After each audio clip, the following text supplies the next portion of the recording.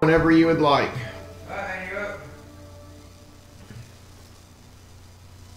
Hello, Extra Life viewers. The Zach is back. Got a few hours of sleep, and I am feeling freaking terrible. I feel like I didn't sleep at all, but nonetheless, I'm here. I'm gonna play some Red Dead 2. Glad we felt like. So have you just been playing games in here since 5 o'clock? Well, luckily your brother was playing, so I got about an hour of sleep. Nice. And we played some infomercials for about 30 minutes, and then I played the weird Undertale spinoff. Which, that's a hole that I'm sitting in now, which is, pretty good, actually. I never beat Undertale. Well, it's a pretty long game, buddy. What side are you going now? Yeah, I was doing the True Pacifist. Oh yeah, that gets a little repetitive. Which either side actually gets a little repetitive, but it's a good game. I enjoyed it. I just got tired of getting my butt handed to me. That's also fair. Well, I mean, it was a good game too, but I just didn't understand like all of the hype, dude.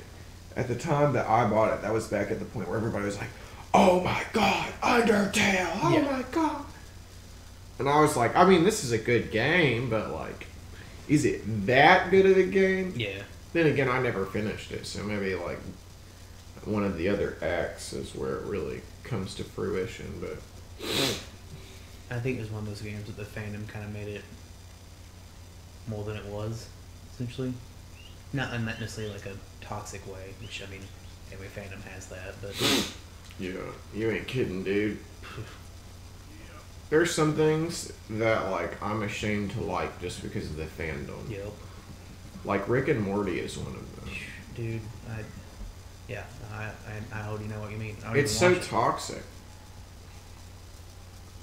Oh my god, dude.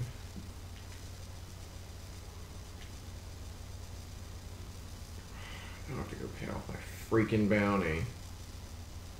$195? I'll just get shot. How much money do I have? 128. I don't even have enough money to pay off my bounty. Not. All because this one dude wanted to freaking shoot all the cops.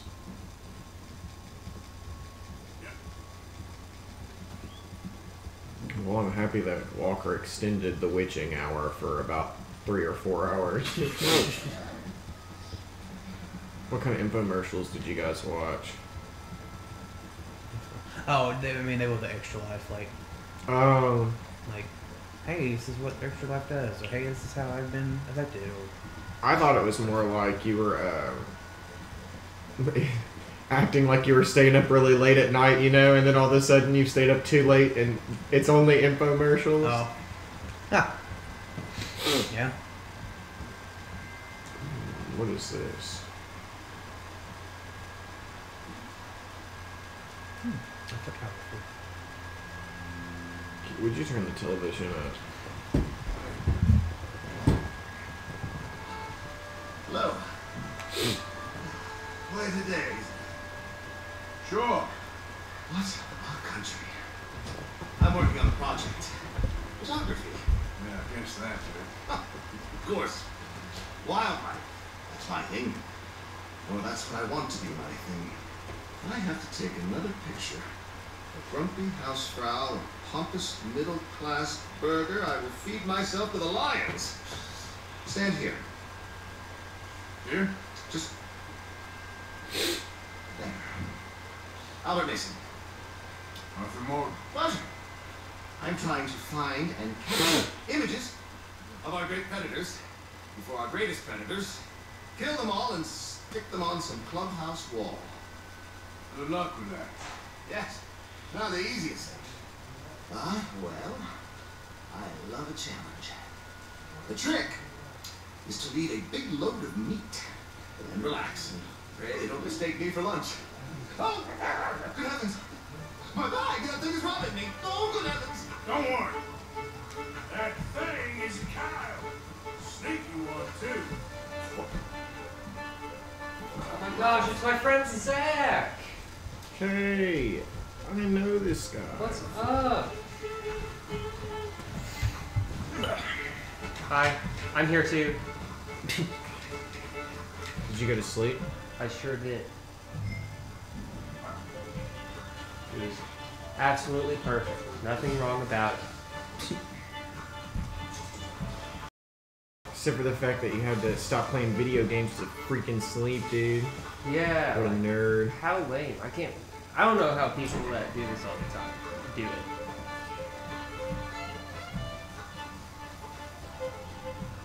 I guess there are some kind of people that stay up until 4 in the morning doing this stuff. Oh, yeah. It's not for me.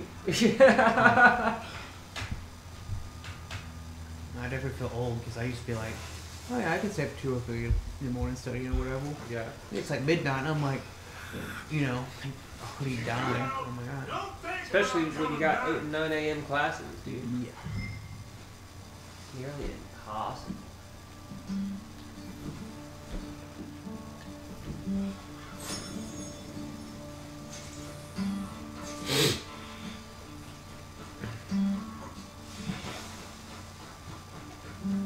Yeah, I used to stay up late all the time, and now if I do, I wake up and feel like death.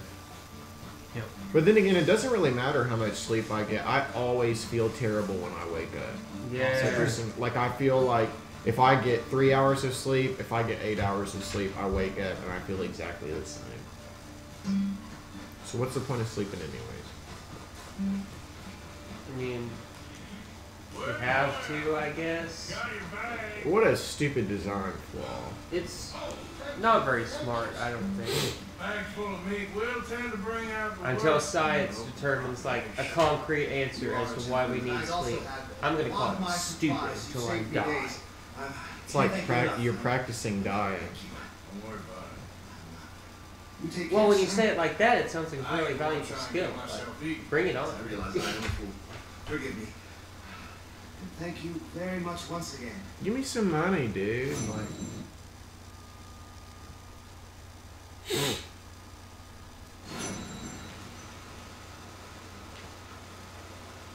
did I not get any money from that?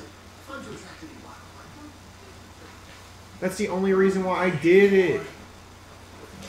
I have a bounty of $195, and I only have $120. That's not enough dollars. Yeah, I know. And Uh, if the lawmen come after me, I'm gonna have to kill them, which means that my bounty is only gonna go up even more. well, why would you just get a job? My job is killing people. Okay.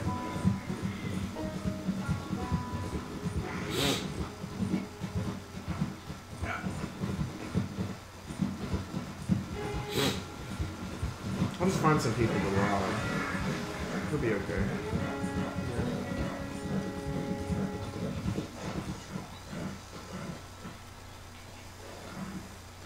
Yep. Yeah, that's it, boy. Yeah, good boy. That means people, right? Boy. Can you go hunting in this game? Yes. Nice.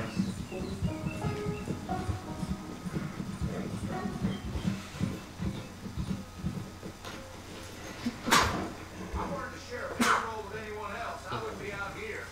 Scram, okay? Wow. Shit. Holy hell.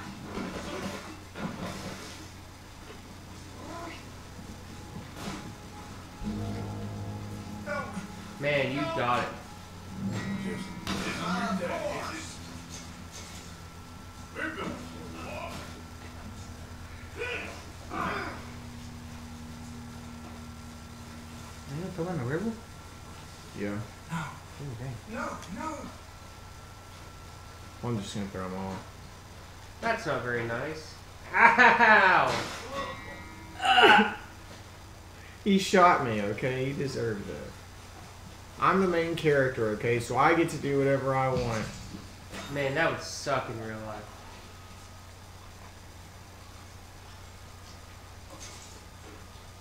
getting dropped onto some hard gravel. The thing that really sucks is that he probably wouldn't be dead. Yeah. He'd probably just have to lay there. Slowly die, I guess. Dude, he shot me, okay? Yeah? But you hogtied it first. So. No, I hogtied him after he shot me. So you did run at him in the middle of nowhere. He bowed up on me. He bowed up on me, okay?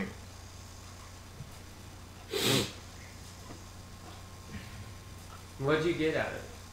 Moonshine and 27 cents. Well, I guess you can't argue with that.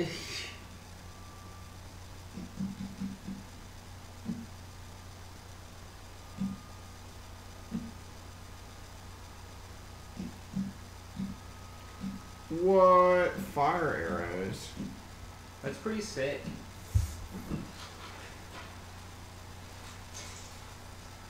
That wasn't that hard.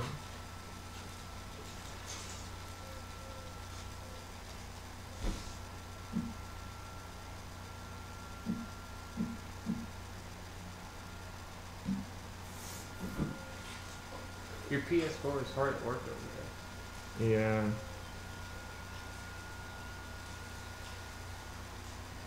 Sounds a lot like my desktop. Except my desktop's a lot worse. Yeah. Well, this is my computer that I built, or I take that back. I paid for the parts and watched my dad build when I was probably would have been early high school. And yeah. I don't exactly remember if I used thermal compound or not. And I mean, you don't know if your dad used thermal compound or not? Yeah, that's what I mean, of course. That's why I practiced it. Yeah, that probably has something to do with it.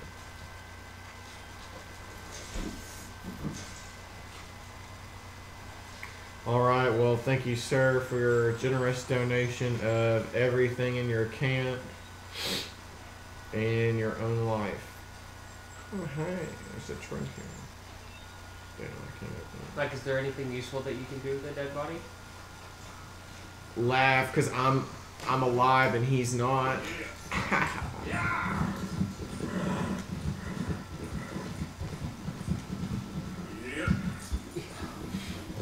Just wanted to show off. Yeah. Right, boy. Boy. Yeah, okay, boy. You can come for your horse and always Yeah, good boy. yeah, good boy. I love these sound bites. All right, boy. Oh, here's another person. It looks like. What? Time to steal some more stuff. And if it weren't for the whole camping outside thing, this camping outside would be really fun, you know? Yeah. There's nothing here. Maybe somewhere else. A lot. Uniforms everywhere. No. I don't think so. Damn it. Where's Trelawney? Who knows? Where's that little Irish bastard? I'm not quite sure. Trelawney's up trying to find out. Anyone been in the Blackwater, see how things lie? Place is crawling with Pinkertons, bounty hunters, pictures of Dutch. See ya. They got a lot of money sitting in that town. And that's where it's going to be for now. Why haven't they hanged Sean, I wonder? Think he's bait. Well, we're gonna try him publicly. Gentlemen, Sean is being moved up from Upper Montana, then to a federal prison out west. damn. We can't be rescuing people from some federal prison. We either rescue him now or cut him loose. I'm not cutting him on loose. Of course not. Ike's getting things, boys. I'm moving him to a camp nearby before handing him over to the government. So, I guess we need to stop them before they get to camp. Charles, why don't you head up on the north side, and we'll head up on the other side of the valley and meet you. That way we have them in either direction. Javier, Josiah, come on. Let's go see.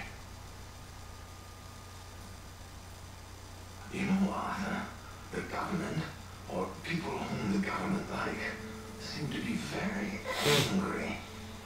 Sure, well, we'll rescue Sean and we'll get ourselves lost good and proper. It's a big country. I hope so. They keep saying that they're gonna move and they're gonna get out of here, but I just don't think that's gonna happen. Yeah. Sounds like a lot of the people I know from college. Yeah.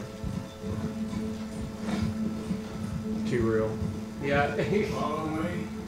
Let's see if we can track down this boat. It does seem like you can have a nice calm life in the middle of nowhere here. Something like this. Yeah. Sounds I couldn't stand it, but maybe for some reason. welcoming place right now. Down there. Reckon those might be our boys. All right, gentlemen. Follow me. Yeah. We'll follow them. Nice and easy. Let's make sure it's Yeah, Zach, nice and easy. Goodness. No need to rush. You think they can see us? I don't know why I'm in a big time rush. We'll be fine. I understand the right. You've been gone for a while. Much as I love dodging the law and sleeping in the dirt with the dialects, I do have other business to attend to. What happened in New York? You know how life is. I'm a straight road anywhere. Especially with you. Nice to know I missed, though. Have you run out of people to rob? Oh, we'll never run out of people to rob. But without me, you'll not find the caliber. Thank you, of Ron, that I for looking find. out for us. Thank you, Rhonda, and thank you, Leighton's mom. Let's keep them in sight. You alright, Javier? You two are the ones keeping us alive. Love for our savior is your mom, We right? left you in Valentine. The longest ride of my life. Huge. And Rhonda McVeigh is Rhonda, right? Yeah. Okay. I just Yeah. wanted to check. Just, you know, sometimes people just give themselves like weird usernames and Yeah, you never know. you get confused. Nope, we're doing good. We're all a little tired, and but we're making it. Yeah. There's a camp somewhere Great. around here where the bounty hunters meet. Transfer before continuing out west. I imagine. No, I do say it's we've been gone to us. Is it just the boat?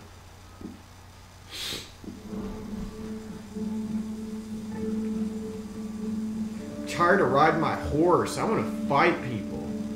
Yeah, your butt's probably really tired. What if you fight horse people? I'm fine with that. They've had it too good for too long. The horse people have got to go. You know? See, if it were me, I would just ride my horse straight off into the river. Yeah. That way, neither of us would die. And then I would jump on that boat and kill him.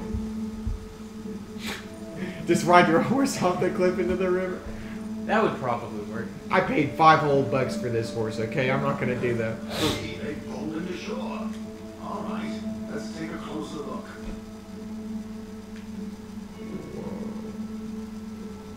What? When did I get a sawed-off shotgun? Nice. Binoculars, gentlemen. So who are these bounty hunters?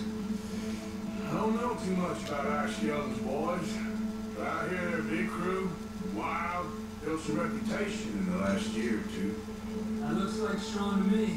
Certainly kicking up enough of a fuss. Yep, that's definitely Sean. Oh, they're giving him a decent kicking. Well, you can only imagine the shit he's been given now. Oh, yes.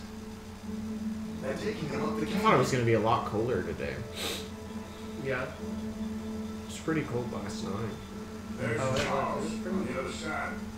Let's go. Huh. What about the other two down there? I've got an idea. Follow me. Off the cliff. Hey!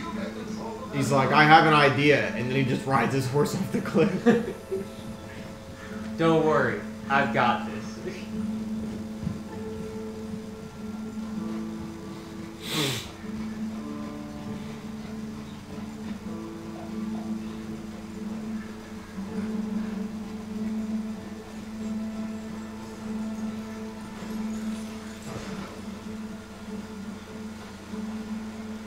We should do this quietly if we can. Leave it to me, gentlemen. I'll go around and create a distraction. Then you two sneak across and do the dirty on them. Hot, dude. I didn't know that we were doing the dirty one. Oh, I didn't realize they were right there. It shows by the fact that you're dead. Well, I blew the cover. I didn't die. Yeah. Oh, okay. I mean, from that distance, I totally thought they Layton, what does it mean that you're an ACH baby? You are Oh. or people. Yeah. No, dude. Oh my I don't god. know how far back did it bring you. I have to ride and find the boat again. We'll get ourselves Oh no! progress. Why was there not a checkpoint right before the action started? Okay, I'm gonna go get a cup of coffee real quick. Ow! Did not like that. Don't forget, pretty soon I'm gonna have a bit where I'm gonna be making coffee. So if you want another one, be ready for it.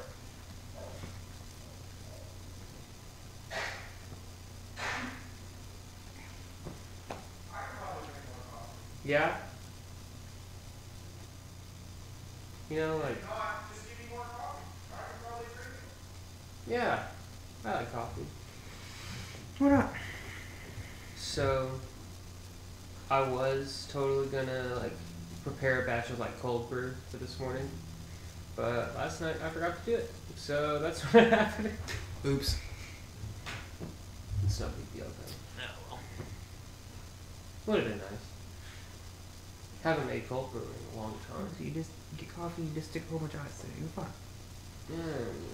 Yeah, but what? Okay, no, don't actually do No, like I'm gonna start criticizing your joke. Like I'm gonna pick it apart. that. Okay. Tell you why you're wrong. No.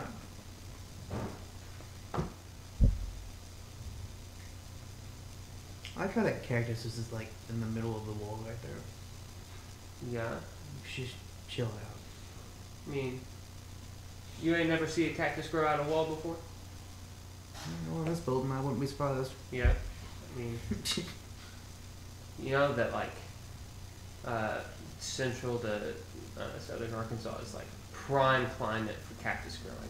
Oh yeah. Now, we had them all over the place in my yard when I was little. It was super fun when I was running around outside. Yeah.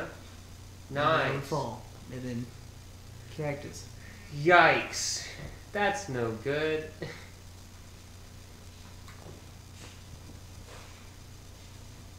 No. If I fell into the cactus, I wouldn't be very happy. Mm. Oh my gosh. Is it the real PG Paul- level? The Paul Glover, everyone.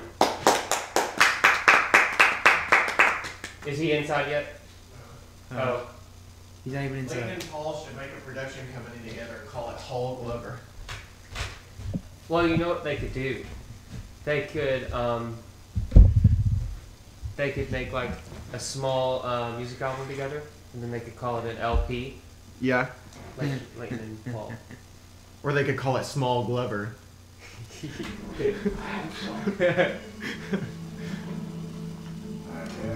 And then if he grew a couple inches, he could be Tall Glover. If he kept tripping, he could be Fall Glover.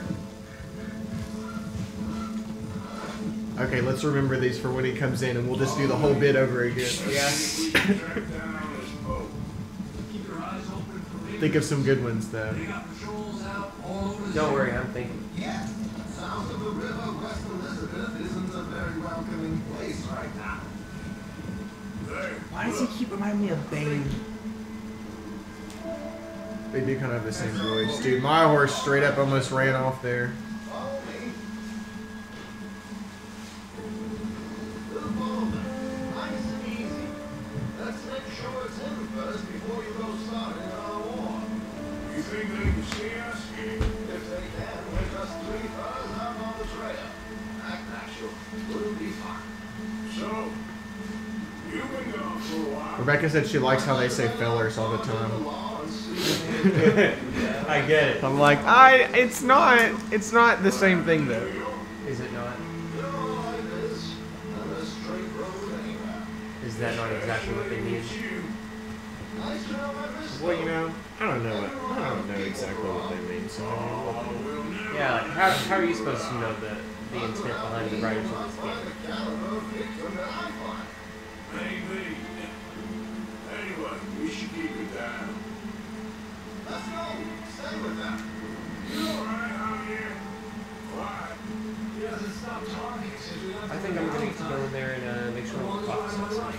check. Yeah, boy. Very cute.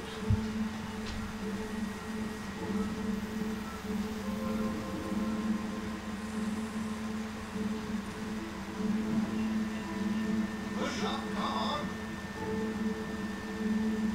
Apparently there's a camp somewhere around here where the bounty hunters meet. Hey, while you're in there, will you grab me a packet of sugar in that spoon?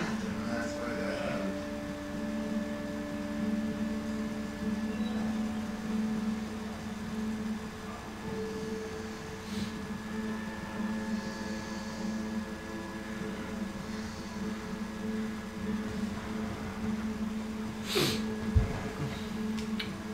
Well, thank you, live stream, for watching me. I've been left alone again. Story of my life. It happens. Did bring you some for the sugar boo. Aw, look at Jake giving me a little sugar on the Yeah. live stream. I'm a real sweet friend, and sometimes I just give my friends some sugar. Have fun with it. Gay! Hey! Yeah, Not that there's anything wrong with that. that's just definitionally what that would be in a hypothetical. If two men are kissing, it's most likely gay.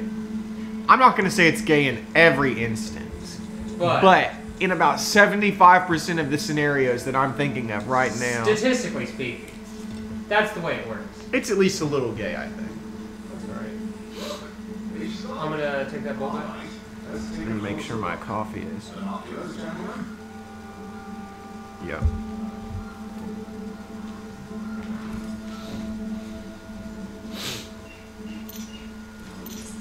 So who are these bounty hunters? I don't know too much about our Sheldon's boys. But I hear they're a big crew, wild, built some reputation in the last year or two. Hey, get Paul in here. Certainly kicking up enough of a fuss. Yeah, that's definitely shown. Oh, they're giving him a decent kicking. Well, you can only imagine the shit he's been giving them. Oh, yes. They're taking him up the canyon.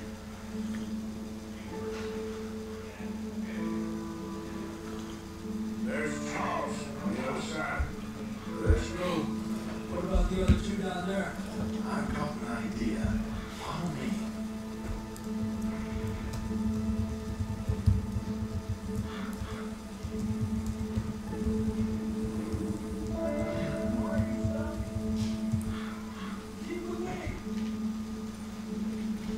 Yeah. Can we just ride together?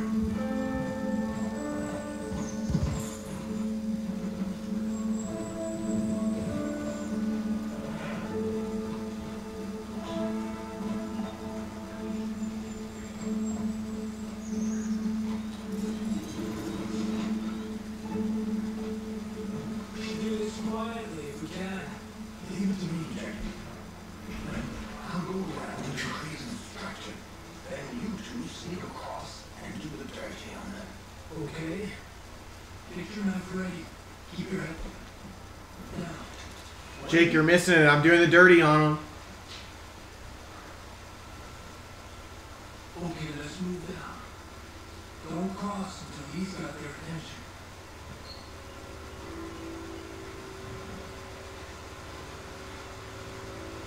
Hold up, he's doing his thing. Gentlemen! Gentlemen! Excuse me. Here, my wife is kicking him. Mainly it must have. You think you're one of them?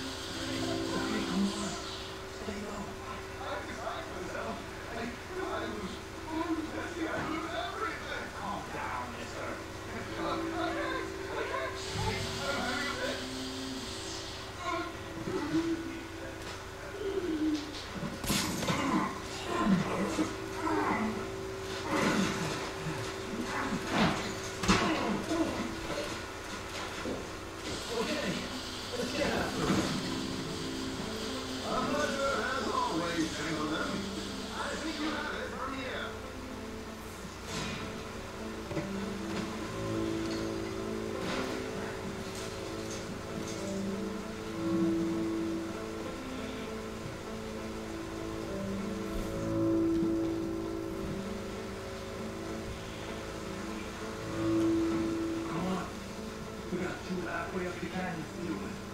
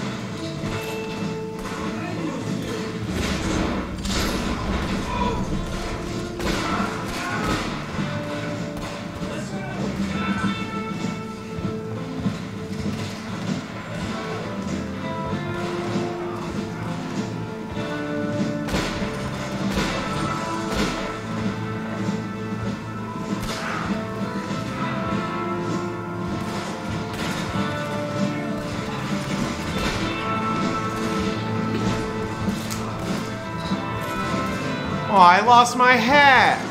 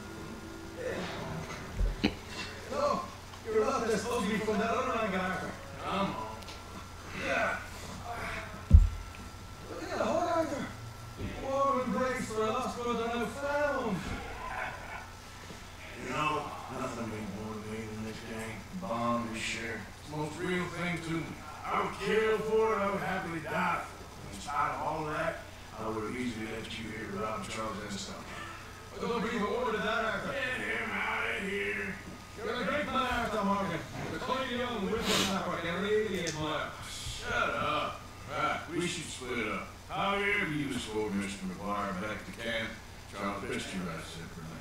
Be careful. There's patrols everywhere. What about you? I'm gonna see what's worth taking out. Meet you back there as soon as I can. Alright. Okay, come on. I've only got stories for you. Yeah, I can't wait. Imagine y'all missed me a lot. But fair enough. There's Johnny's back in your legs now.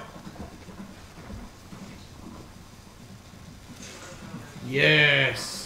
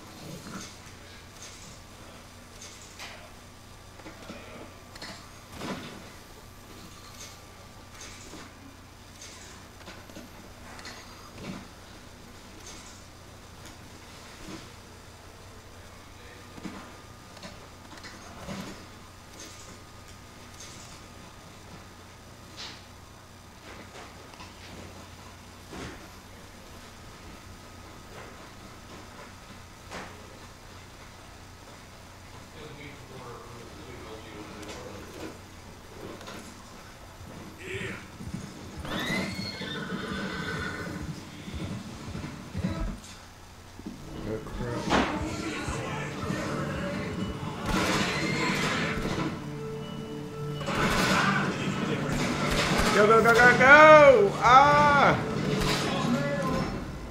Dang it.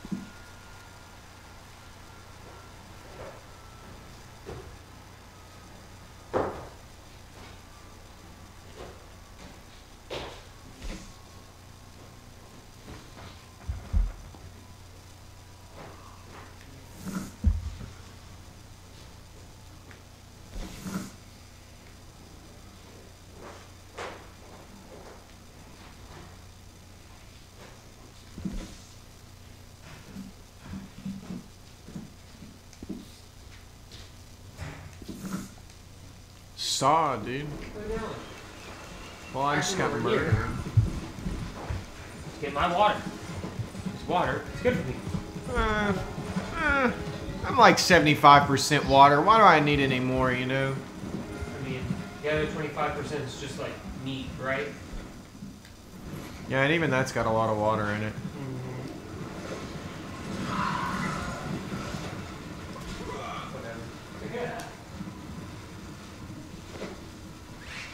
Oh, that guy died. RIP.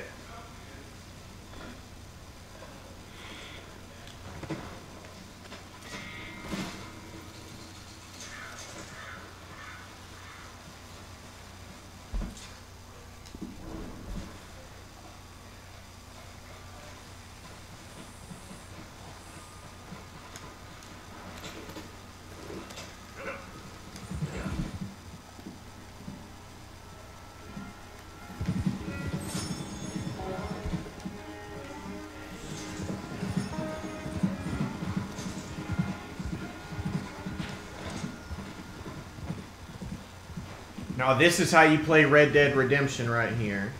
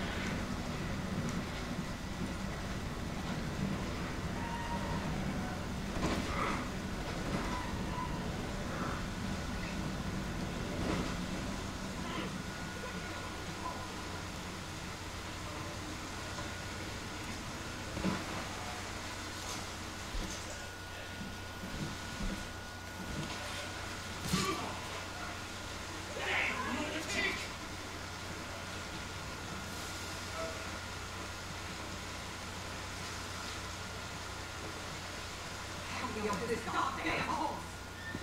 Why would you do this?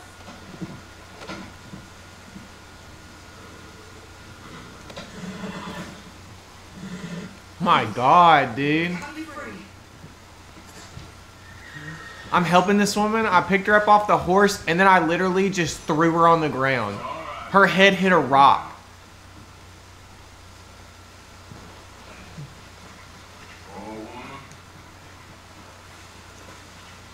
Wonder if this guy's still alive. Oh, yeah.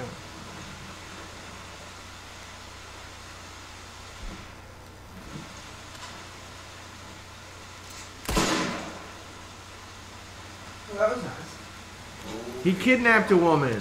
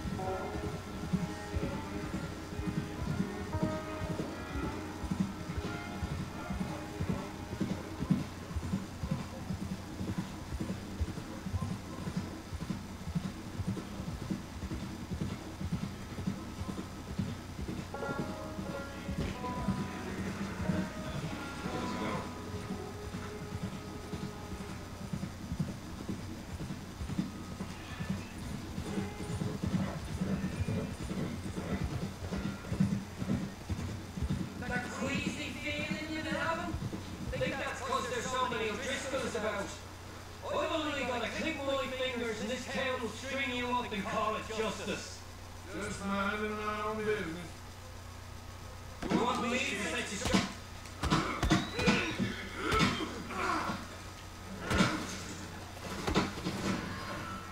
Any more takers?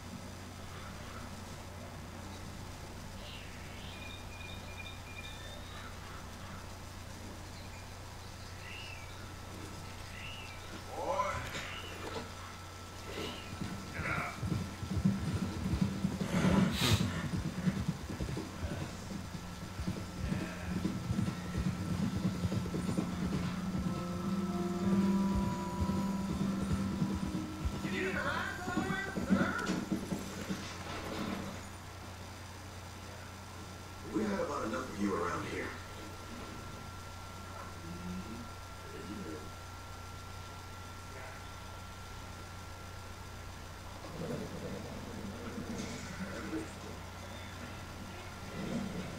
It's all right, boy.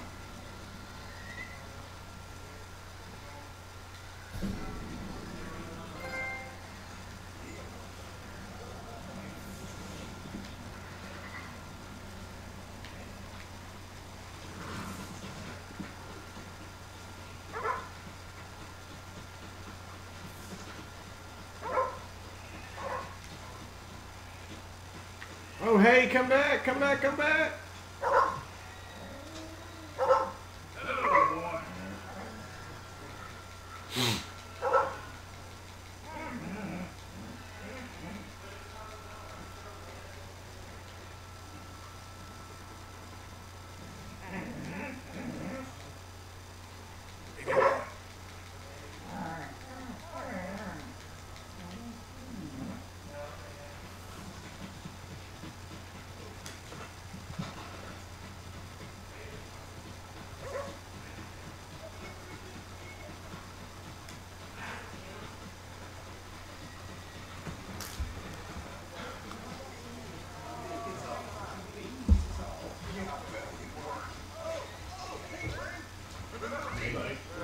Hey, hey.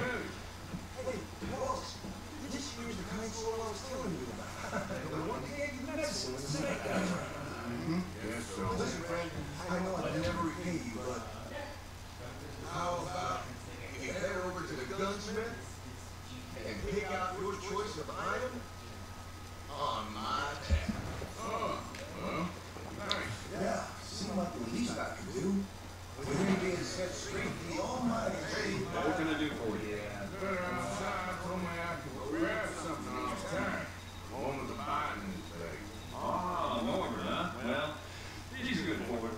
Well, he's a good forward between the two of us. Well, take a look around. Find something you like, I'll put it on the tab.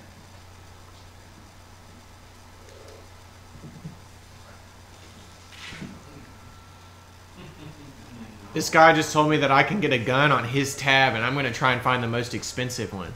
Nice. That's a good deal.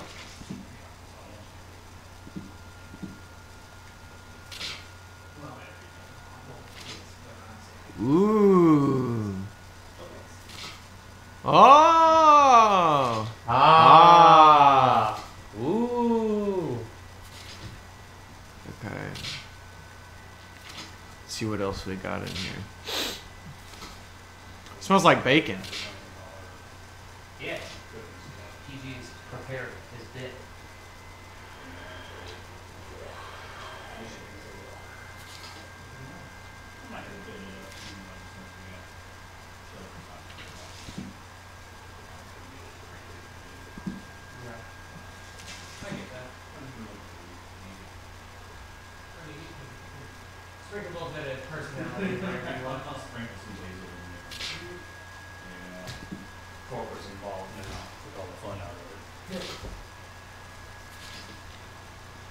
You're missing out on the Wild West, okay?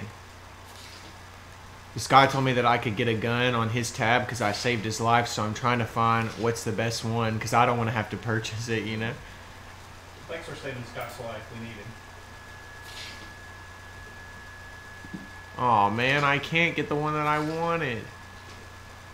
Yeah, it's having a hard time over there. What is? PS4. Fine choice. I'll let him know. It's driving away. I thought it was a box stand over there. Oh my god, I can customize my gun as well. You were late on the couch. You were constantly late on the laptop. Yeah, all right. This is good. Did you see Pepsi Man? I did, actually. I was watching during Pepsi Man. Yeah, watch us play the game. It was pretty fun. I just saw that retro animation looking Pepsi Man. Yeah. Oh yeah. So it was around that time. You know, after that. Well, we spent a little bit of time on Pepsi Man, and then it quickly evolved to us just watching YouTube videos. Okay. Yeah. People like us do that pretty darn frequently. Ooh.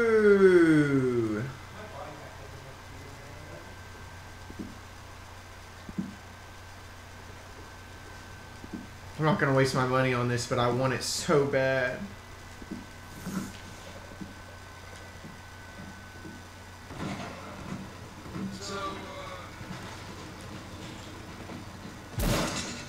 Is there something wrong with your head?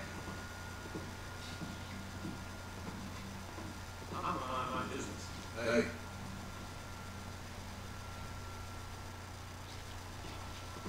Oh man.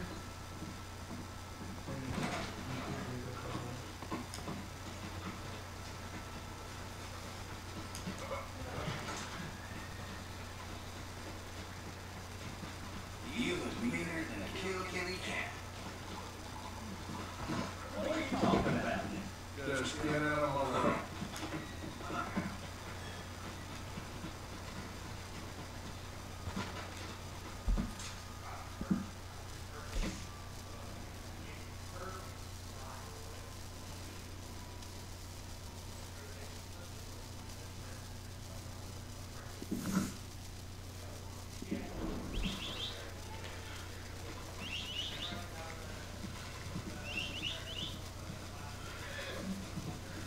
Yeah.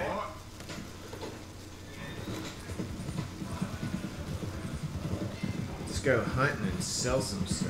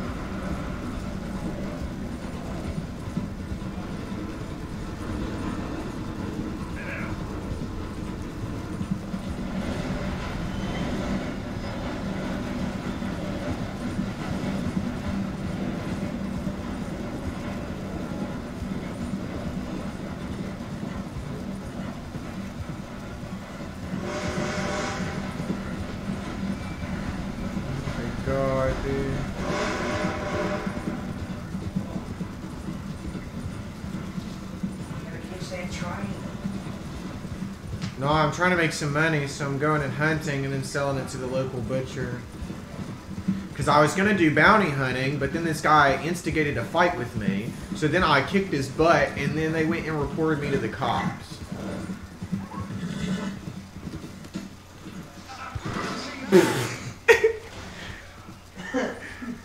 Look. I got you, mate. Look. Oh, wait. Wow.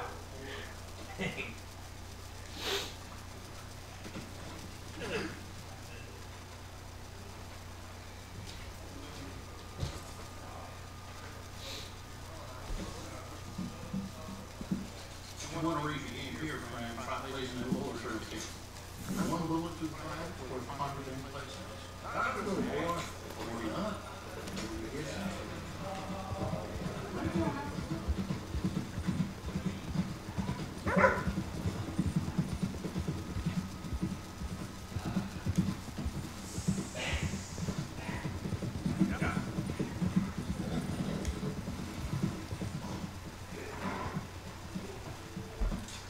Hey.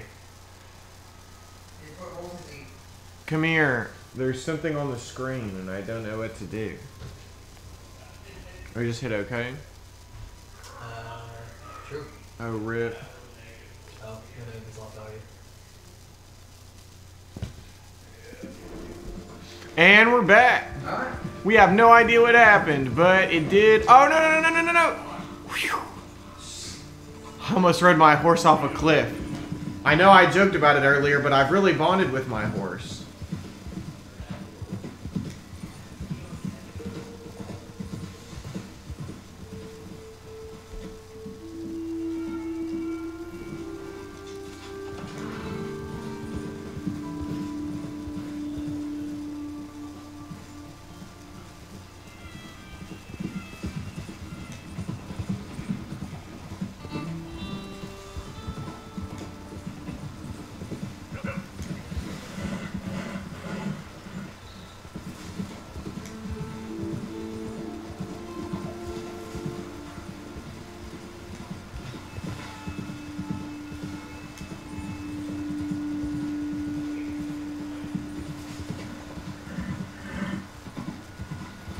Come on, Roach, quit protesting.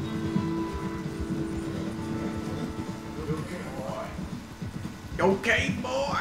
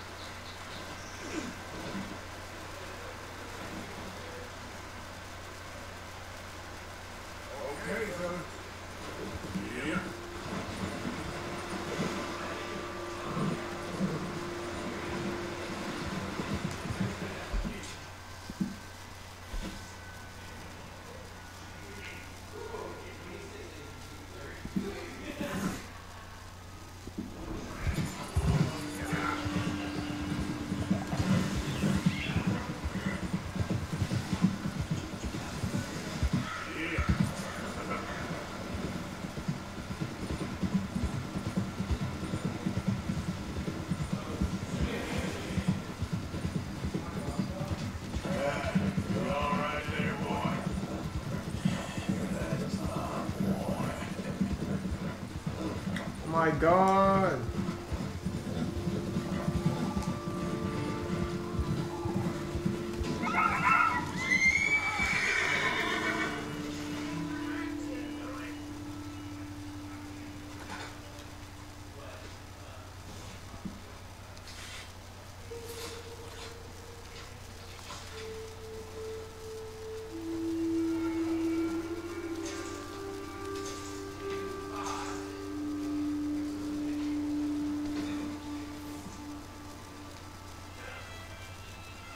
Let's go, boy.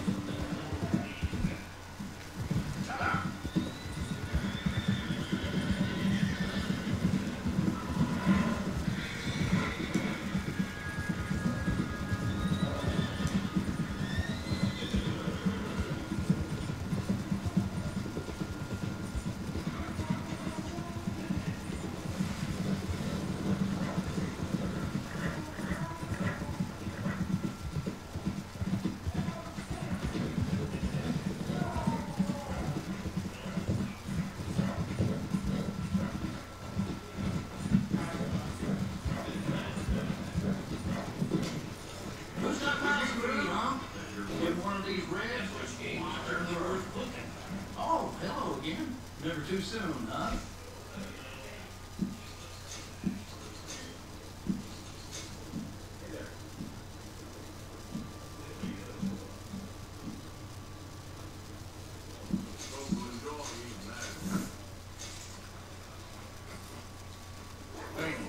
No, it is complete. So careful.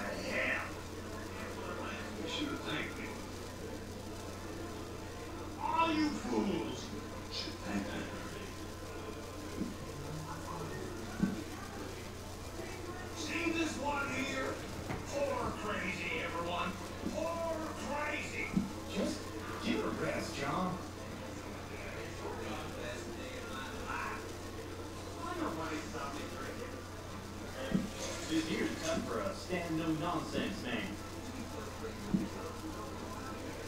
Ain't no Wild West no more around here. Ain't nothing. Nice. More goddamn America. More goddamn shoppers. More goddamn Christian women in men's clothing and women in women's clothing thinking they must be men. My old Bessie, she could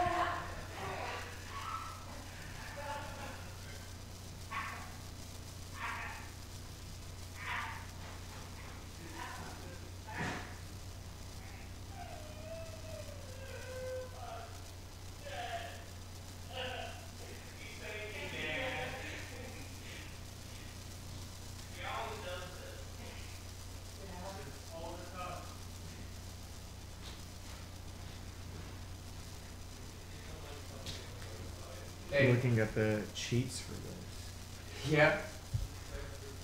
Yeah, I'm gonna do. Is it really cheating if it's a function built into the game? I have no idea, dude. They're so long though. Abundance. You want to plug in a USB keyboard? Because I bet we could do that. Wireless USB keyboard. Almost done by now.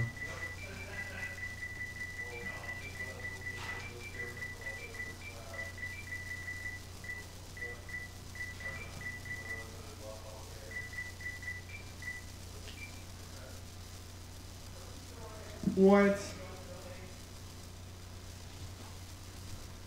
Looks like you messed up. Fun. Dance. Is the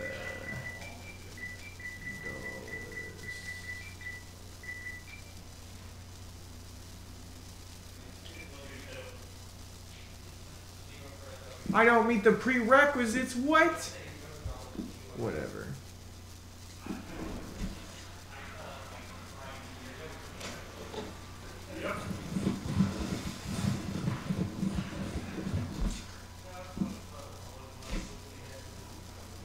Crap.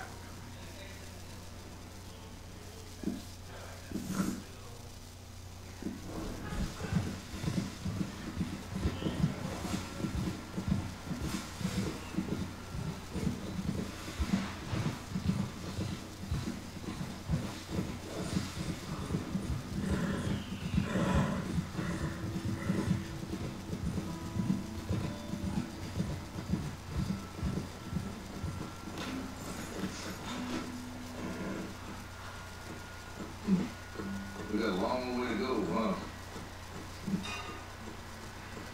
I asked my boys here if they would help their pa build a new house. Thought I'd teach them a few things, you know. Couldn't hammer a nail to save their lives. Ain't that right, Curtis? All the best. You too, friend.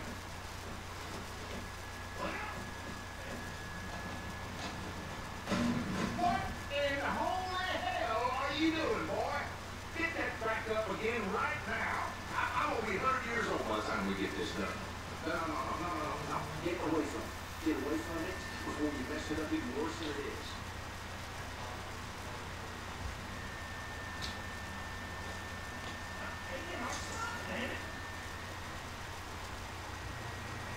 What? I mean, I'm ready when you guys are.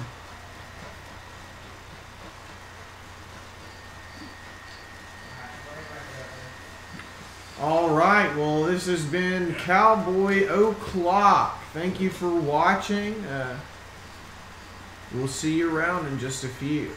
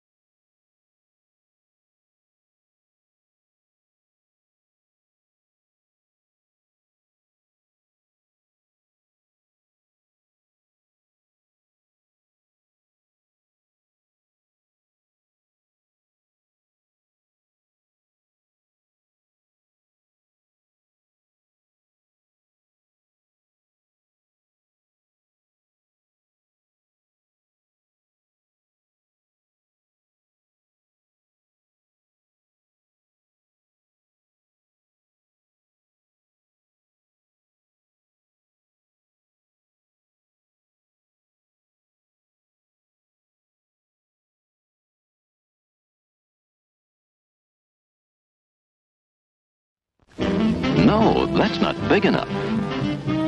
No, that's not big enough either. That's more like it.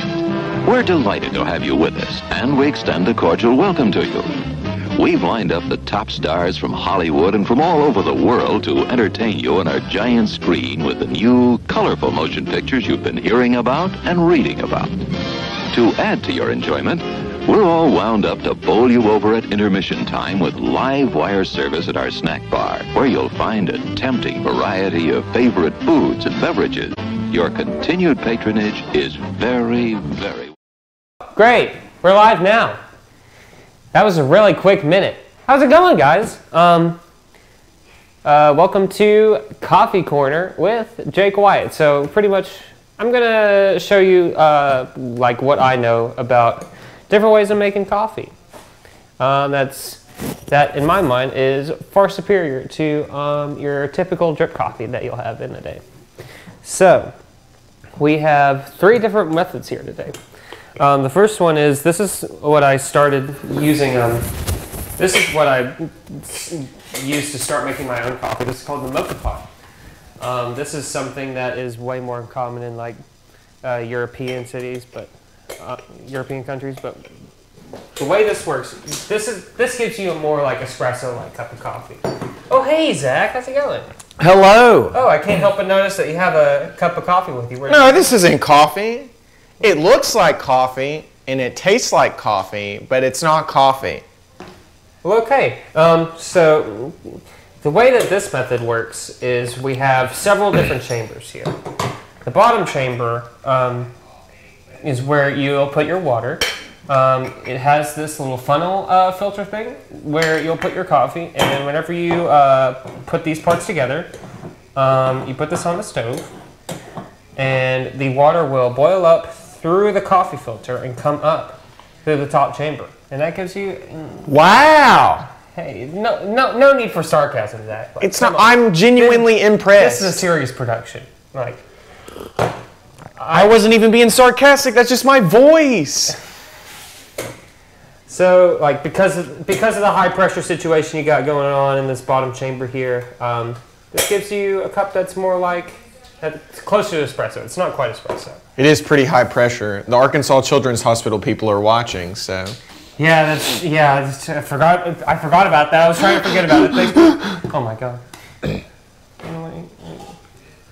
What's going on here? Yep. Yes. I don't understand. All right, back to the coffee. Yeah, back to the important business. So this next method is something that you'll probably, you're distracting me. How am I supposed to have a good performance when these are like not good work conditions? Okay, so this is a method that you'll see pretty darn frequently, and this is called the French press. Can I get it? Now, did the French really make this? I mean, or did they just take credit for it? It totally could. I mean, I don't know. Is it kind of like a French fries situation where they didn't really have anything to do with it, and we just put that name on it? You totally just took my response. So I'm just gonna move on. What about French toast? Is that the same thing, or? I don't know, Zach. What about French kissing? Did they come up with that? I'm definitely not qualified to talk about that due to lack of experience. So. The way this is a method, I think you'd call it like full-on submersion. This is a method where you will put the coffee in, and then you'll put your hot water in, and you'll just let it steep for a while. And what you get from that, like you're walking up a really big hill, like steep? What do you mean by steep, Jake? Explain for the viewers at home. Steep is, it's another word for like brew. Like if you're brewing your coffee or whatever, you're letting it steep in the water. You're just letting the coffee get in the water, you know? And by doing that kind of method, you keep all like the oils and you get a more textured, full-bodied kind of cup of coffee. And this method over here is called pour over, and this is one of my favorites to do, just on the weekend whenever I just need a little cup of coffee. Then this one's really simple. I don't know what kind of method you would call it, but the way this works is you will put this over your coffee mug. I'm going to use one of these paper filters. You will put the coffee in, and you'll just per the name, you will pour the water over, and the water doesn't stay in contact with the coffee very frequently because it's going straight in. So the amount of coffee, what you get from your coffee is just as much steeping as you get just from pouring through. So it's basically like a drip. Yeah, except it's a little bit better. Yeah. Because in this kind of situation, your coffee is going to be a lot more fresh because it's in that situation you're not leaving it out overnight. Yeah. Because one of the things about making coffee is you want to grind your coffee as soon as you can before you make it. Yeah. Because, the longer you leave it out, it's not going to be as fresh. Is there an app for that? I've seen Grindr on the App Store before. Is that for making coffee, or is? I don't know. I'm gonna have to look into. We'll have to Grindr, check. Actually, we'll get back to you guys on that. Yeah, we'll do some App Store research. And so this is the actual coffee right here. Yeah. We've got a nice organic Yukon blend. It says it's hearty and well-rounded.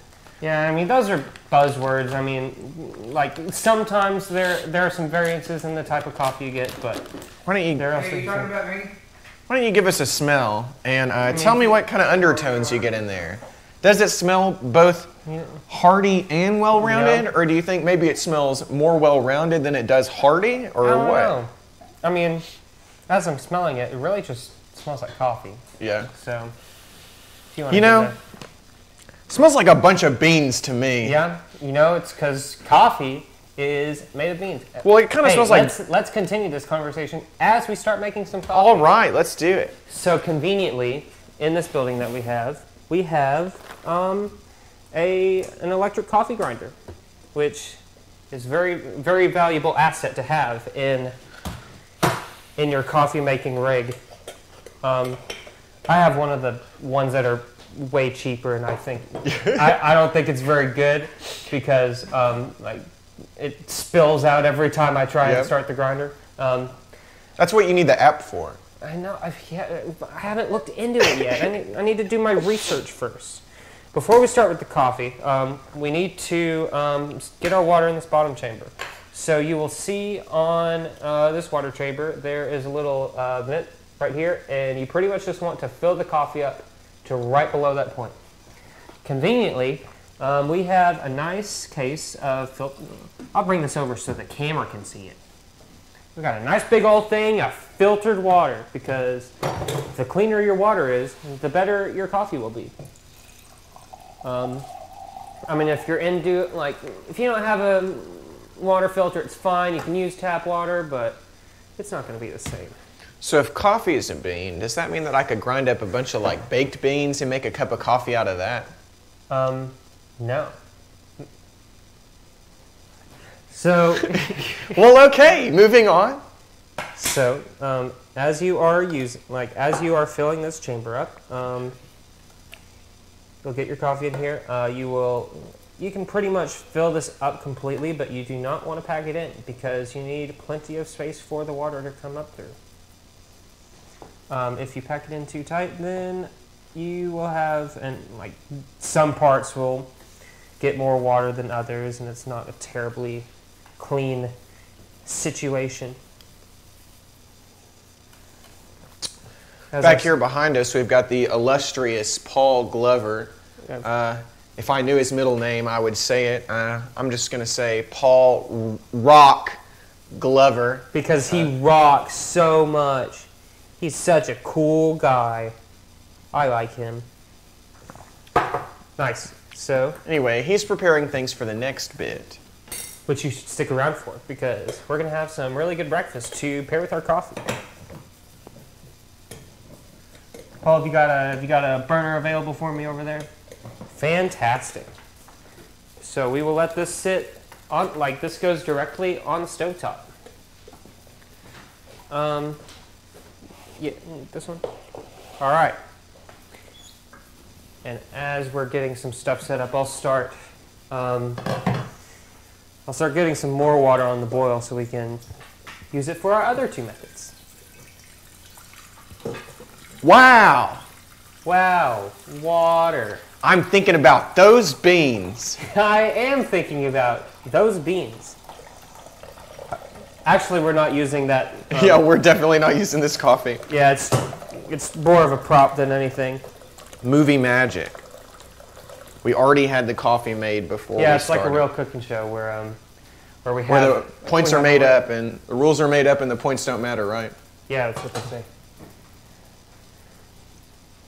Hey, Paul, can you keep an eye out if you just see any scene going on? Thank you, man. Appreciate it. Let me leave this over here. So, we may actually need to go ahead and grind some more coffee up. I think we have enough to start the pour over anyway. Let's get an extra cup over here. Yeah, let's go ahead and tackle the pour over first. So, an important step whenever you're starting your pour over is you want to go ahead and go to the sink and get your paper filter wet. Let's use this cup and let's use some filtered water so that we don't have to... Is anything that you put through there going to be filtered water? Well, I mean, yeah. No, it's double filtered. Right. I mean, I like double filtering every now and then. So the reason that you want to wet your paper filter before you start is to get rid of the paper taste.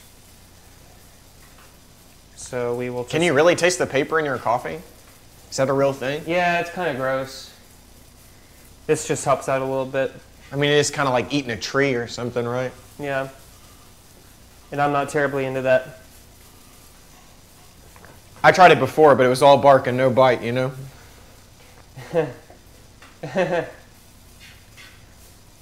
Okay. If only I had my phone with me, I could have done the ba-dum-tsh. But yeah, you totally missed out on the soundboard opportunity. I'm going to move back over here now. Yeah. I may have you start grinding some more coffee in a second. Yeah. I wish, if the problem is that my kitchen scale, I checked just yesterday, and the batteries were dead on it.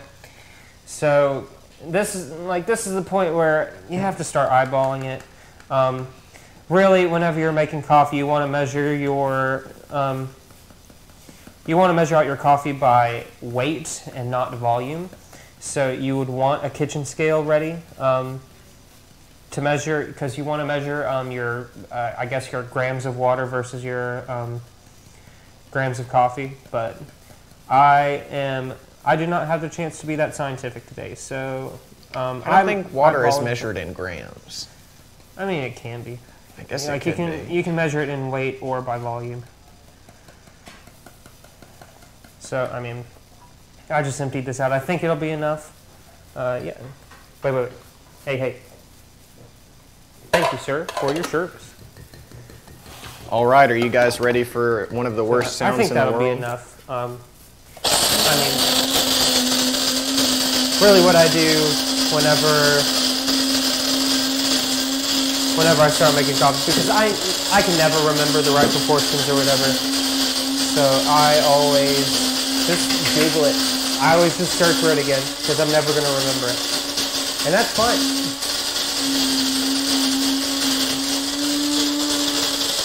Go ahead and get in. How's that grind looking over there? Ooh, back on the grind. You think this is enough for the French press, or you think we need more? That should be okay. We're just eyeballing it, you know? I mean, I would normally look it up, but But nobody cares. We're also not gonna get it exact because we don't have a scale anyway. But that's all right. Hopefully that'll be enough. Also, we could just not use as much water for that because there aren't a lot of people here. I don't think a lot of people are going to be drinking this at the moment. Let's actually check up on our situations over here. What kind of heat are we looking at over here? Do you have for this burner? That should be fine. Yeah. When you're using the mocha pot, you don't want to have it too hot because you might end up singeing your beans before you actually. You'll burn your coffee. Yeah. And then it'll just be like the Starbucks experience. It'll be like getting a good old pike place at Starbucks, right? Yeah. That's how you know the coffee is good, when it's really, really burnt. Yeah, we've got a little bit of time because we're waiting on things over there. You know any coffee jokes?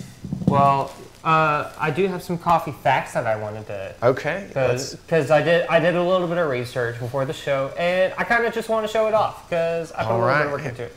The floor is yours. So the location from which you get your coffee from does have a pretty significant difference on the taste of it. You will notice a very big difference in the taste of coffee from a smaller company where you get beans from, in a place like Starbucks. Starbucks, because their demand is so high, they typically grow their big companies grow their beans in countries with low altitudes with high that would have high oxygen in the air. I think Starbucks mostly grows their coffee in Indonesia. Yeah. So you get high turnout, so you just get more coffee that way. Yeah. The smaller places will grow their coffee in places like Ethiopia, where the altitude is higher. What happens there is because there's not enough oxygen in the air to grow it, you have to start using anaerobic respiration, which is just making or using energy without oxygen. This is the same thing that happens whenever you're running, because your breath does not give you enough, the oxygen you get from breathing does not give you enough energy to do your running, which is why you start using your energy from your fat or wherever else. You build up lactic acid. Hey, fun fact, lactic acid, that's what builds up in the coffee beans for that reason. And after you start making your coffee, that's what'll give it an actual fruity flavor. Mm. So you get a lot more notes with lactic acid versus Starbucks. So that's one of the few things that I remember from biology is lactic. That and the mitochondria is the powerhouse of the cell. I mean, everyone knows that one, so you can't really own up to that one. Ooh, Just Sounds like because we're other ready to people go. know a Yeah, go ahead fact and doesn't turn mean the I burner can't know We're it. good to go. Do you need a towel? Yeah, could you set a paper towel or something? Didn't want to steal PG's towels, but that'll be all right. I only took 2 of them. Nice. Here we go. So,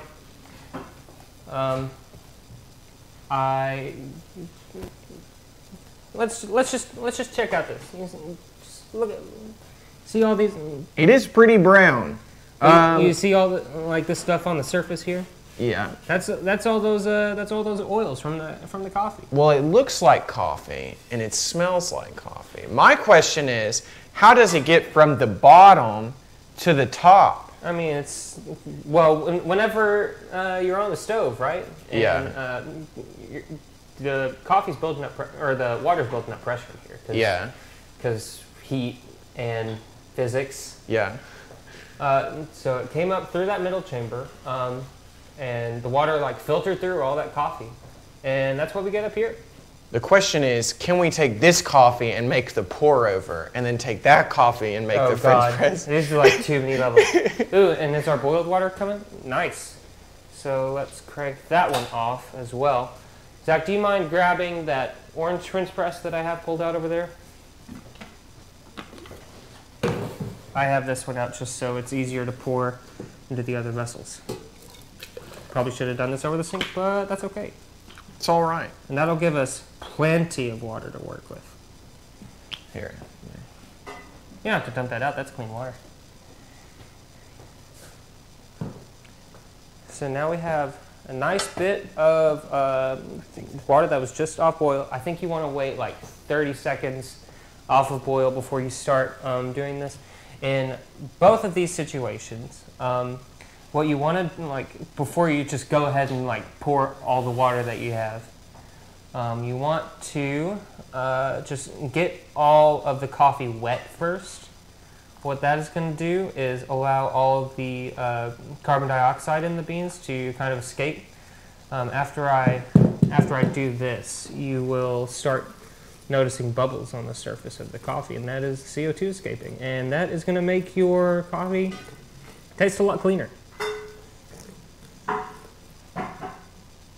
Maybe a little bit more over here.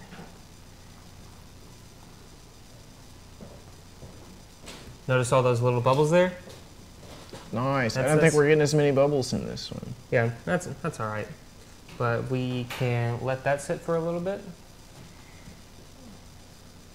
And in the case of the pour over, it's not as much of a deal for the French press, since we kind of, to a certain extent, we want a lot of those extra flavors, but since the pour over is here to give you a bit of a cleaner cup, I guess, you can go ahead and dump out what you have left. And we can go ahead and start doing this stuff. So I'll get the water for the French press first, because this is going to steep for a good 3 to 5 minutes at least. Sad to say that I am eyeballing at this. Notice the circular pouring motion. Yeah, I mean, I'm really carrying that technique over from what I've done for pour over. I think that'll be enough left. If you don't mind, go ahead and put that lid on, and you can press the plunger just enough to keep the beans submerged in the water. Yeah. Well, if I can get this bad boy on. I think you can do it. So what I'm going to start doing now is I'm going to get into this pour over situation, and I'll start pouring my water slowly. I will pour in a circular motion in order to keep the coffee stirred up continuously, and that just helps get the coffee evenly extracted. We're learning so much. We are, yeah. I mean, there's a lot here. Let me actually move this over a bit because I don't want to hit that. So Zach, have you ever wondered how you get your different tastes from light roast to medium roast to dark roast? Why, yes. Now that you mention it, I have wondered how I get different tastes from light roast to medium roast. Have you really, or are you just rolling with me for the bit? Well, I mean, Yeah, I'm just rolling with it a bit. But you can go ahead and say it, you know, like, okay. it never hurts to have a refresher. I learned it anyway. Well, I mean, there's a bit of science to it. So when we're talking about roasts, I mean, they literally like cook the beans before they send it out, before they bag it up and send it out. So what do they just like put it on like a big oven sheet, or like how do they do it? I don't know the exact method that they use, but I can describe like how it affects the taste. Yeah. So people are often surprised. I could not pull a picture up right now, but people are often surprised whenever they see the fruit that the coffee bean comes from. It's pretty much a cherry. Yeah. Yeah. And it's like red. Yeah, I remember that. Yeah, people don't realize that, and so whenever you first like start getting the beans out, there's a lot of like a fruity flavor to it, and as you continue, like as you cook the beans, there's an effect called the Maillard reaction, which that's a fancy liberal arts word for you. So because it's a seed from a fruit, like you've got a lot of natural sugars and carbohydrates in the beans, and as you heat them up, they. Let me get my science right. I'm a musician. I'm no scientist, so this isn't going to be like an exact science. But as you heat the beans up, those carbohydrates are turned into like amino acids. Yeah. And that's so that like their bonds are broken or something. Yeah, that kind of thing. So that's the basics of how the taste of your coffee will transform from a light roast to a dark roast. So if you like that like real classic coffee taste, you can definitely go for like a darker roast, because you're going to get a pretty consistent taste each time, because those reactions end up with the same compounds or whatever. But if you go closer to a light roast, then you get more of like the original taste of that fruit and like where it was grown. You get a lot of a lot of different characteristics depending on where it's from. And I mean, correct me if I'm wrong, but doesn't a light roast have more caffeine content than a dark roast traditionally does? Ooh, I'm not certain about that. I'm not absolutely. It's possible. I would have to do some more research, but I thought you did all the research. I didn't. Well, you're really calling me out on the one spot where I didn't do literally all of my research. Listen, I tried to roll with you a minute ago, and you called me out for it. So yeah, I kind of had it coming. Hey, let's look at this coffee. Ooh, that is a pretty clean cup of coffee. I'm gonna go ahead and maybe I can bring this over. See if we can. Here. I hope these aren't clean. It's so hard. I wonder. I don't even know if the people in the camera can see it, but it looks like coffee. Okay. Well, you can take our words for it. It's brown. Before we even get to the French press, let's just compare it. So, I pointed out the oils. Yeah. And you notice that there aren't nearly as many. Have it. This one is also more brown, and this one is like looks almost black. Yeah. I guess that's one of the differences that you'll encounter. I think we're at a pretty good time to get the French press going too. Let's go ahead and get a couple more coffee cups out. You want to push the plunger down? Go ahead, do it slowly. Slower than that, actually. Like, you do not want to pressure this very much. Oh no, Jake! I'll actually grab two more for the mocha pot version. Is there like an unlock? Press that button there. What? Ah! I don't know if you're gonna have 2 cups of coffee in this bad boy. Maybe like 1.5. I mean, we can split it up too. The problem that I always have with the mocha pot is that I always want to pour like way too quickly. Where's the intern at? Can we get a coffee cam in here? Yeah, where is our intern? Oh, I hear him. He heard the call. So it looks like the French press and the pour over look pretty much the same. Yeah, that's because I mean, you get some kind of filtration with. So this is the French press, and this is the pour over. This one seems like it's got a little more going on in the oil area, or maybe that's just still from the pouring, but this one looks pretty smooth. Well, also, you get some filtration with the French press because it has like a metal mesh filter, but you don't get nearly as much filtration as you do with the paper filter, just because you get because it's a more fine filter, I guess. Yeah. So you get. Let's actually put the mocha pot over on this side. So we'll look at that plating. So this should be from from most filtered to least filtered. I'm noticing that the mocha pot is probably the most brown. Yeah, definitely. And it seems to be the thickest as well. Yeah, true. Because I mean, that is the strongest cup. Like I said, it's not quite espresso strength, but it's pretty close. So you wouldn't drink nearly as much of this as you would either of these. I think these are about the same strength, though. But you can definitely see the difference. Look at this one and look at that one. There's more oil on the surface of this one. So yeah, it does kind of seem like the French press is in between the two. Yeah. And actually what I'll do sometimes, if I want to use the French press, but I want a cleaner cup of coffee, I'll actually use the pour over thing, and I won't like steep the coffee in it, but I'll use it just for the paper filter. Yeah, nice. So I'm pretty much just double filtering. Double filter? Yeah. And then if you put 2 filters in there, then that's triple filtering. Yeah, if you want to, I wouldn't want to go through all that trouble, but. A round of applause for our intern and his camera work. Oh, man. We're never going to pay that guy. Well, wait, it's this one. Oh, that's right. the mocha pot. Right. You are absolutely right. Thanks for calling me out on that. I think we can actually, because this coffee is going to be stronger, and I actually probably need to dilute it. Yeah, and actually, what you'll notice if the intern can bring this over here, because it's not very filtered, you'll get a lot of you'll just get a lot of particles.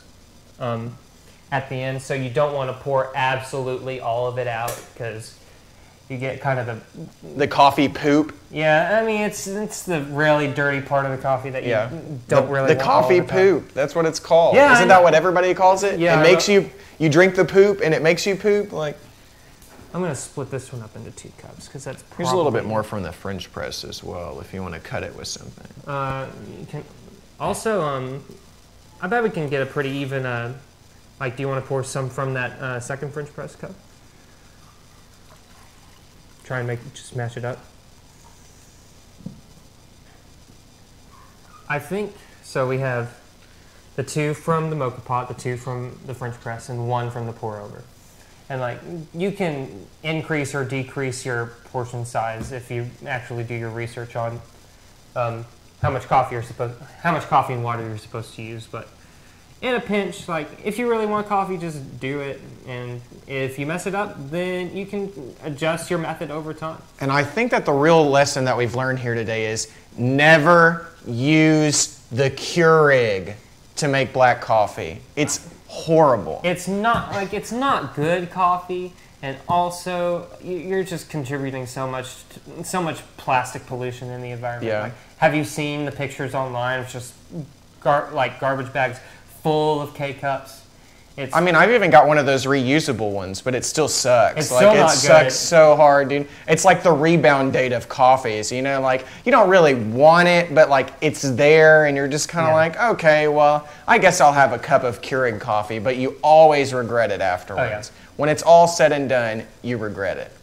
I think we're at a point where we can invite everyone in the house to get some coffee. Yeah. So, I'm going to start looking around. Hey, who wants coffee? And by everyone, you mean Scott? Us and the 2 other people who are here. Scott still here? Okay, that's fine. You can, whoever does want one, I think I'm going to, ooh, what am I? I want to go for this mocha pot because I've got a French press and I've had pour over before, but I don't get the mocha pot very frequently. Yeah, I'm going to go for the French press. What do you want, Peachy? Which one is the least bitter? Probably going to be your pour over because that's going to be the cleanest cut. Okay. The one that you put the most amount of creamer in. Okay. Cheers. Coffee. Coffee! It's gonna be hot. Smooth. Yeah. It doesn't have that Starbucks punch. It's like Yeah. it's like jazz, you know, smooth, nice, inviting. I mean, it's primarily that's black. a really easy going cup of coffee. Like if you don't want like a mental challenge for your then you can definitely go with that. If you don't want to be shivering for the next 12 hours. Which one did I get? The French press, and I'm definitely getting a lot more texture to it. Yeah. How about yours? How do you like it? It's very close to espresso. It's very pungent, I guess. Yeah, and I mean, I know that's like a cheese word, but I guess you can use it to describe coffee as well. I mean, it's bolder. It's a stronger cup of. I mean, put a little bit of water in it. That's an Americano right there. Yeah, or milk. Like I really want a milk frother because like you can make pretty close to like lattes. Yeah. I used to like microwave milk and then mix it in with that, and it's never the same. But it did well. It did pretty well in a pinch, actually. Yeah. Which one's the quickest one to make? You know, if you're trying to make coffee before work. I would think the pour over, right? Yeah.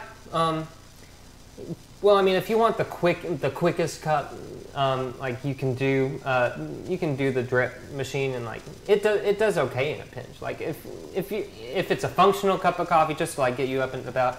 I would not knock the drip coffee, but if you're like into something tastier, then I think none of these methods really take too much or too little time. Yeah. I used to do the French press. I would put on the water, get in the shower, put it on like medium high, get out of the shower, the water would be boiling, and then I would pour everything in the French press and go iron my clothes, get dressed, and come back and my coffee would be made. So you had, like, I've done that. I had a system. Yeah, like pre-production. Yeah, I see. pretty much. Okay, yeah. Like I had it all timed out, okay? Okay. Well, let me ask you this: the important question is, which one's the most economical? Because that $4 a day at Starbucks, out of the question. Stopping by gas stations to get coffee, you know, that's hit and miss. But coffee. Right. Which one's the most economical? Ooh, I think the mocha pot uses the least coffee, and then you get like a stronger cup, so you don't need like as much. That may be the best way to go. The press is also good because you don't have to buy filters for it. Yeah, that's true. So anything that you don't have to buy a filter for. If you're doing pour over, I mean, these are pretty cheap. I don't know. I don't think these have a price on them, but a pack, like $1 or $2. Yeah, a pack of 100 is not very much. But also, like if you are concerned about your waste and your trash, then maybe not the best way to go. No. It's just different ways of doing it. Like just depends on what your mood is. So the real question is, how do you make your coffee, Paul? Well, unfortunately, I have a Keurig. Yeah. But I think I might now change my methods after seeing this, and this is a delicious cup of coffee. Oh, yeah. So it's the Keurig is purely out of convenience. Yeah. But yeah. It doesn't get hot enough, though. I think that's the issue. I was reading somewhere that the reason why it's a subpar cup of coffee is because it can't get hot enough. Okay. Yeah. It'd melt the plastic or whatever. Right. Okay. Well, this is far superior in taste. I don't think, like, the pour-over ceramic, the French press, and the mocha pot, I don't think I spent more than $20 on any of them. So That's interesting because the Keurig is almost $100. Yeah, Yeah. price-wise, this is very low barrier to entry, actually. So Yeah. But don't get me wrong, if you want a cup of like gas station coffee, the Keurig is the way to go. Like if you want one of those like powdered lattes that comes out of the machine, Keurig all the way. that like low denominator, low expectations kind of cup. And here's another hard lesson. They make the hot cocoa Keurig cup that has the mix already. Don't use those because it'll clog it up after 5 or 6 times. So Oh, wow. It's a horrible problem. Not good. Yeah. And actually, I'm sorry to say that I was not able to do everything I wanted to do with the French press, because what you can do with it, instead of making it with hot water, you can put your coffee and your water in like at room temperature, and then leave it in the fridge overnight. it'd probably be like roughly 8 hours. And what you'll wake up to is cold brew coffee. And what you can do with that, you can put different. I haven't experimented too much, but what I've heard is that you can put different things in it. Like you can put, you can mix cinnamon in. You could probably mix chocolate or honey in with it, just to give it a different flavor. Sure. Yeah. I know people that use honey instead of creamer, and it's actually or sugar, and it's really not that bad. Yeah. I do cold brew coffee a lot in the summer, and so I'll make it all and put it in my French press the night before, and then I wake up and I've got like a nice cup of cold coffee. Yeah. It's pretty nice. Yeah. So with the grounds, you probably already know this too. If you're into gardening, the grounds are great for your soil. Mix it in with that. And That's also another trick I learned from my parents, who they drink Folgers, and that's some really stout coffee. But if you dry the grounds and then put them around your house, it keeps ants and other bugs away. Interesting. Yeah. I did not know that. It works. That's the wisdom of elders. Nice. That's actually really valuable information. Sure, and you don't have to buy harmful pesticides and that sort of stuff. The coffee grounds aren't going to work as good as the pesticides. Obviously, we're talking about poison versus coffee, but it does work. I mean, what's the difference, right? Pick your poison. Pick your poison. Yeah. But yeah, it works. Well, like the more use that you can get out of like what you're using, the better in any situation. And it smells like coffee outside. That's like right. it's a win-win. That's right. It's great. What time are we looking at? Because I do like the smoker pot coffee. Yeah, I'm enjoying this one as well. Fantastic, and there's an extra cut, so you can go for another if you're interested. Well, thank you. No problem, and we can start transitioning over to your bit in a bit. We're gonna since now we have our coffee, we're gonna be ready to watch our man Paul Glover make us some breakfast. That's right. Yeah. Thank you all so much. I hope. Cheers. Yeah, here we go. No, that's not big enough. No, that's not big enough either. That's more like it.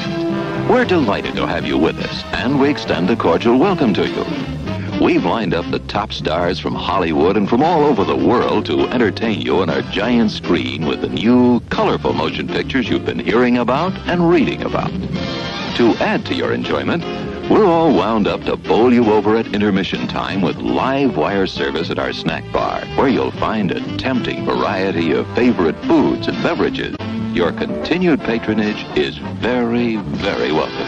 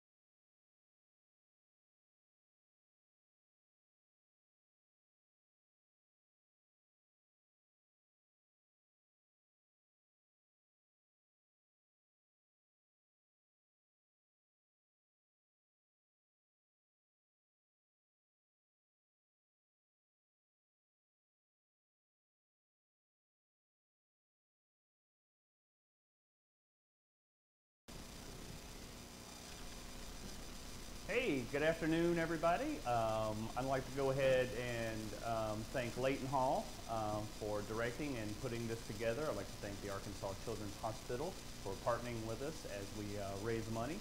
I'd also like to thank Extra Life and Twitch. Am I missing anybody else? The crew at Henderson State University. It's really a team effort to put this together. So thank you. Thanks for viewing. Thanks for donating and hanging out with us. So we just had some coffee, which was great. Thank you, Jake. And now we're going to get into the brunch hour. I'm going to make a few things, and I'm going to try to make homemade hollandaise, which is actually really cheap and kind of easy. It sounds fancy. It's definitely a brunch term, but we're just going to throw some stuff together, and I'm going to try to feed the people here in the house. It's been hanging out and putting this together since 6 o'clock yesterday in a 24-hour telethon. Boy, that takes a lot of work, and I just want to give a quick applause to everybody pitching in, and let's eat. So what I've done first, simple, if any kind of brunch or lunch, got to have your fruit, so I've just cut up some grapes and oranges here.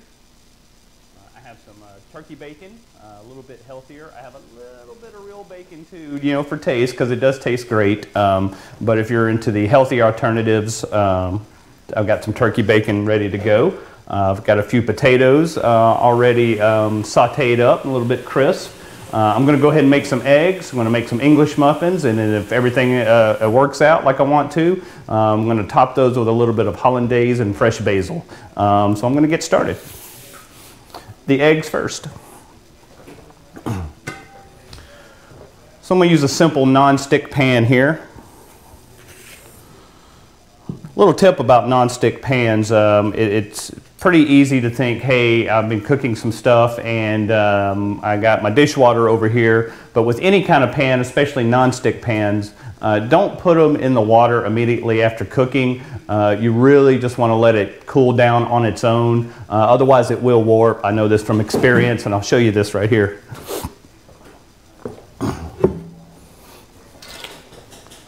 Cooking is fun. Cooking is also a science.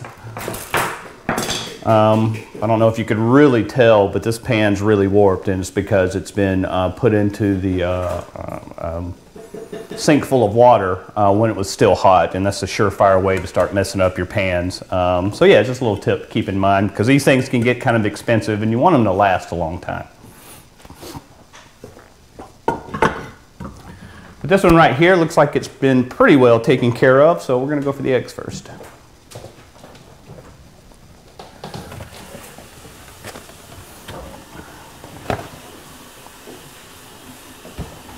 So I know from my days as a student, money was kind of tight every now and then, more now than then. And so ramen noodles, that gets old. Leftovers in the refrigerator for breakfast, even though leftover pizza is really good. But you really don't have to spend a whole lot of money to eat well, eat healthy, and now somewhat fancy. So I just have some eggs here, which are pretty cheap, $1 or $2. You can get a dozen.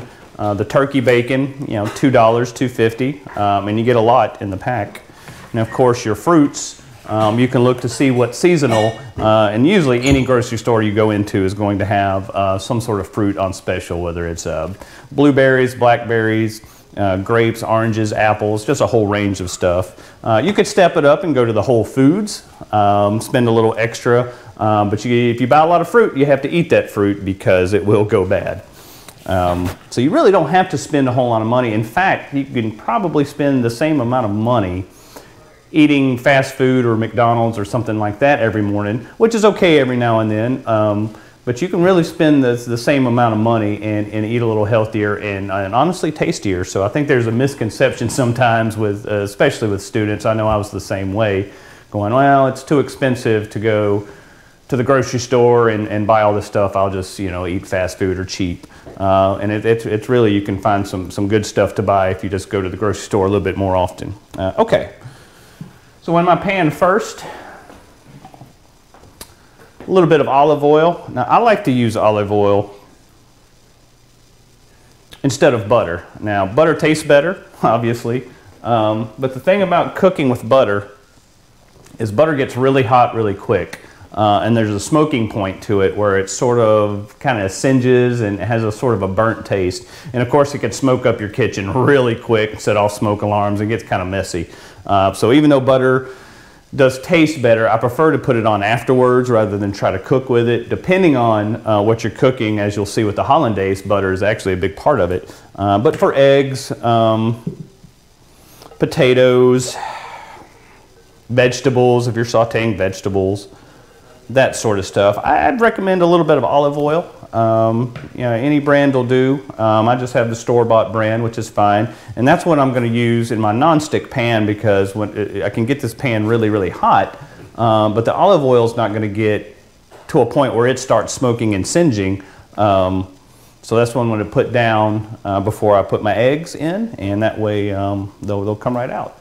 So I want to put this on the burner first, and put this on a medium heat and let it heat up slowly. So there's a couple of things you can do. If you start off with high heat, anything you throw in the pan, especially bacon, it's going to pop, it's going to singe. So you want to kind of get your, especially your non-stick pans, get the heat kind of rise slowly a little bit. So get it to a medium heat, then increase it to high. For stuff like bacon, you really do want to have a hot pan when you throw the bacon in, otherwise it's going to kind of shrivel and stick a little bit. Eggs are the same way. So we're going to slowly heat the pan as well. We get a couple of eggs out. I'm going to do a couple of scrambled. I'm going to do a couple of sunny side up to go along with our sort of, let's call it an eggs Benedict sort of thing, except we're not using ham. But the hollandaise is a big part of fancy brunch. Eggs and egg McMuffins and bacon and all that stuff. Tarragon has sort of a different taste than hollandaise. Hollandaise is going to have more of a lemony effect, whereas tarragon has a little bit more of a spice going to it. In fact, you can use cayenne in both. But we're going to stick with the safe hollandaise today. Okay.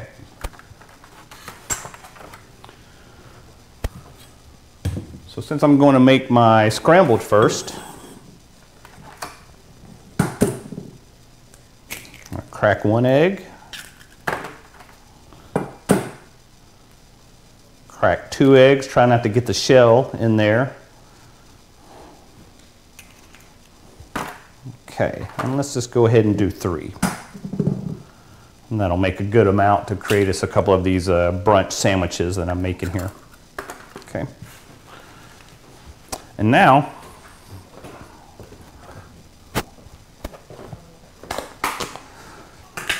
let's use a little bit of this butter I was talking about. Not a product placement here, but Country Croc's a really good value. It's not incredibly expensive, has really good taste. You can get different versions of it, so not pushing Country Croc, but I like Country Croc.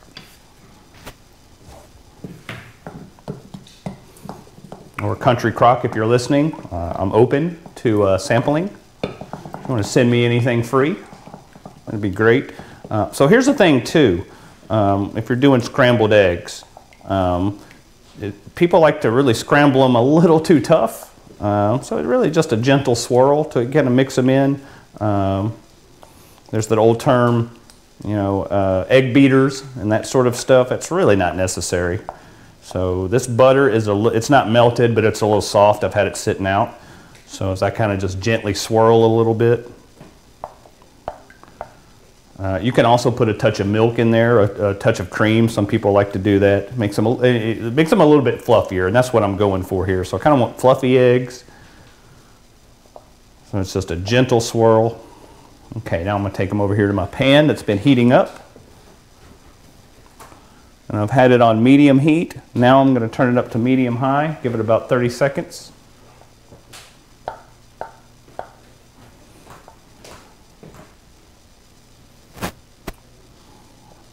I'd like to remind everyone again, we are raising money for children who were sick, ill, for the Arkansas Children's Hospital.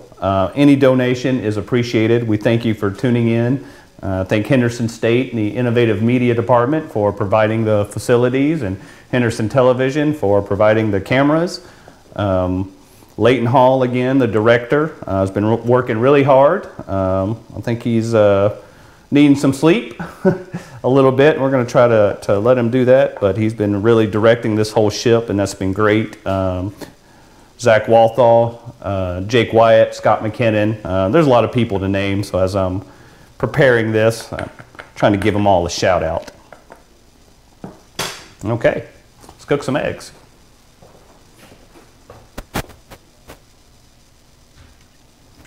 So as I pour it in, since I have sort of low heat on here, it's not instantly cooking the bottom. So if this pan was really hot, then the bottom would already be cooked by the time I turn around.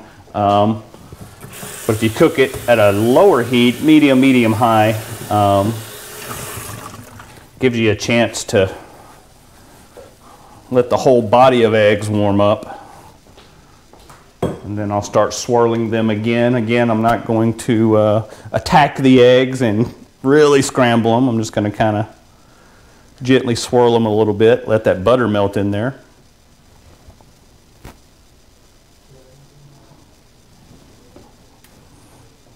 And so this is nothing special. This is the same kind of stuff I do at home.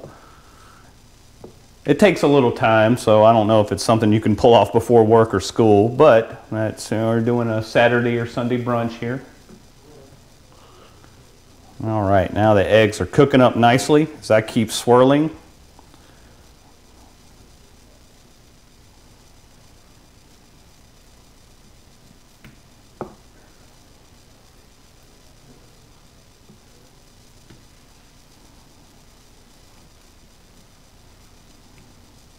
Okay, yeah, now they're starting to fluff up a little bit. And again, as you can see, I'm continuously swirling, but I'm not quote-unquote scrambling the eggs. And it doesn't damage them if you scramble them too hard. But if you kind of want that fluff, you add that butter and add that little bit of milk or cream, and then you just kind of let them fluff up by themselves as you sort of just keep it mixed a little bit. Yeah, now they're doing just great. And I know a lot of you out there like cheese on your eggs. I do too. I'm going to keep these plain today for everybody. But at this point, at this stage, you could start adding a little cheese if you wanted. Of course, salt and pepper, bacon bits, just all kinds of stuff. Sausage, ham bits. Now, anything they're cooking up at IHOP or Denny's, you can do right here. And IHOP or Denny's, if you're listening, I'm really into coupons and discounts. I'd love to come try your stuff.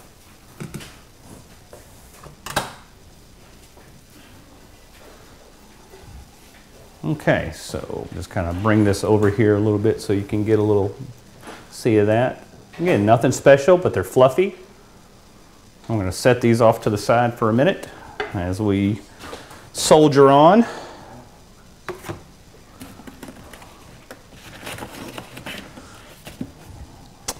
I'd like to thank Jake's Coffee House again. That was some really good coffee and gave me a burst of energy to finish this segment. But really tasty. There's nothing that goes better with brunch than a good cup of coffee, OJ, cranberry juice. You mean that guy that murdered his wife, OJ? All right. And there we go. So again, and I did this before too, this would be a step where if you're not paying attention, you just drop this pan in water. And that's a surefire way to warp the pan. So just get a slightly damp paper towel and just wipe it out. And that nonstick pan will last you forever if you treat it like that. Don't put it in the dishwasher. Don't submerge it in water when it's hot. In fact, I don't submerge them at all. I always just wipe them out and let them cool down by themselves. Otherwise, again, you start rust. You'll start messing. It'll corrode the nonstick surface. Yeah, there's just a lot of bad things you can do to these pans. But if you treat them right, they'll last forever. Okay. All right, so that was the egg step. I'm going to put that to the side. let's see what's next. Let's do the fried eggs. So I'm going to repeat the whole step over again. And let's see, where did I put my olive oil? Yep. Just going to douse it with a little bit of olive oil again. Not a whole lot, just a couple of drips. Let's see here, some olive oil.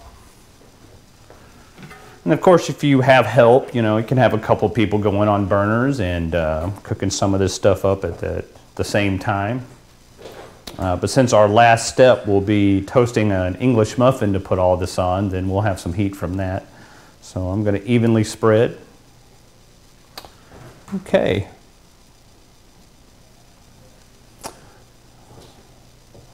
I would say apple juice is better than orange juice. I'm taking some audience questions now. I do enjoy some Gordon Ramsay. I'm going to keep it a little more low-key than Gordon today. There's no need for all that shouting here in the kitchen, but I do enjoy some Gordon Ramsay. Excellent. Yeah. So yeah, keep the questions coming. If you have some comments or some tips for me, you know, again, cooking is a science. There's always something to learn.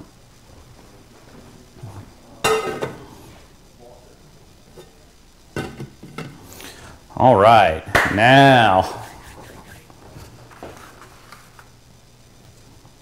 we're going to move our egg station. And again, we're going to let this pan get a little hot first before we put in the fried eggs.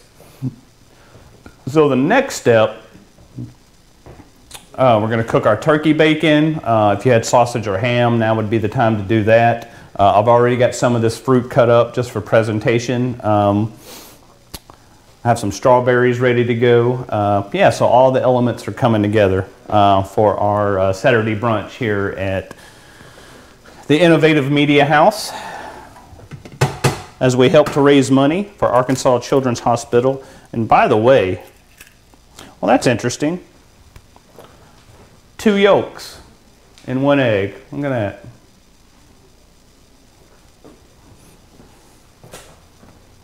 that. That is awesome. Got lucky. Got 2 eggs in 1. Okay.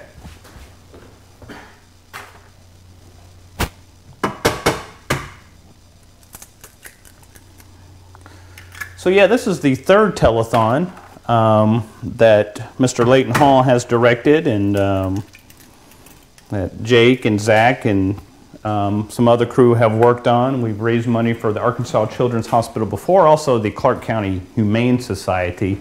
And this is a really cool thing. The live streams, kind of a neat thing that we do.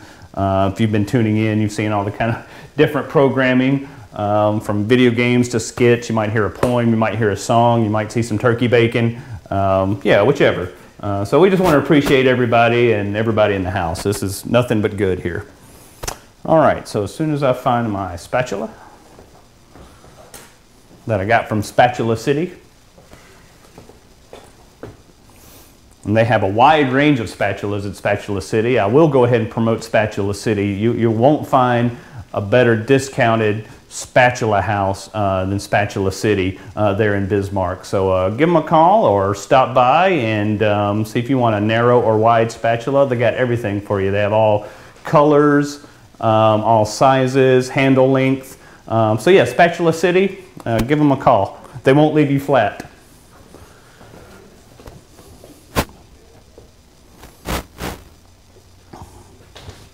So while we're waiting on these eggs, we'll go ahead and, on the healthy side, an avocado. Now this might be the world's most perfect food. One, by itself, it's kind of tasteless and it's kind of healthy, so you can't say, oh, I don't really like the taste of it, or oh, I don't really like the texture, because there's really just not a whole lot there. So you can put just a couple of slices on the side. You can blend it up in any sort of smoothie or milkshake.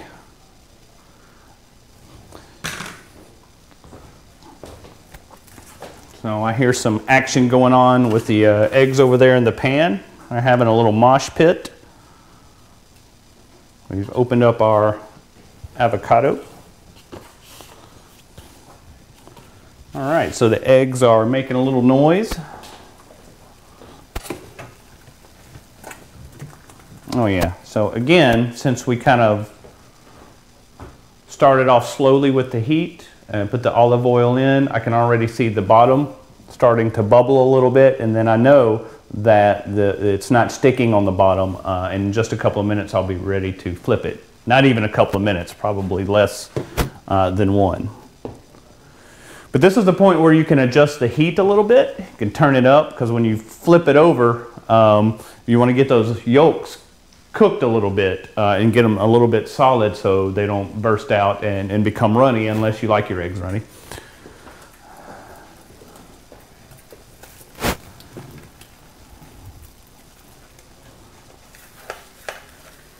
Yeah, they're so smooth on the bottom of the pan, I could probably flip it right about now. I don't want to make a mess. But yeah, they've cooked up evenly. And at this point, this is optional, but I'm going to put a little salt in there. I'm using a little bit of Morton's light salt. It tastes pretty much the same.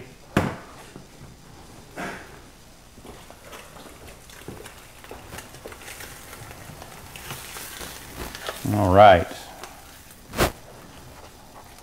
Almost ready for the flip.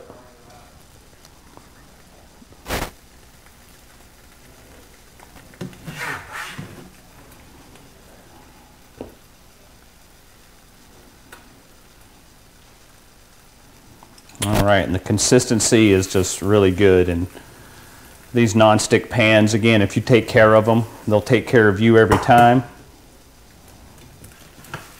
And I'm going to flip the whole thing. There it goes. And look at that nice bottom that we've created there. Just a little bit crisp, a little bit charred. Delicious. Okay, at this point, I have some English muffins that are going to be ready to go.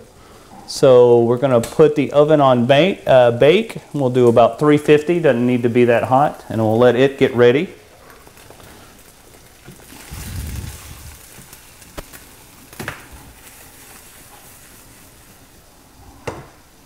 Okay, so what I have here is the consistency of an omelet or a frittata.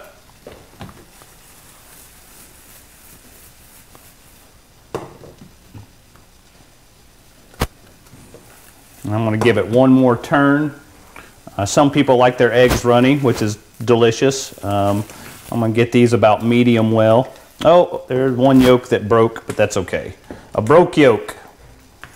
We'll let it hang around.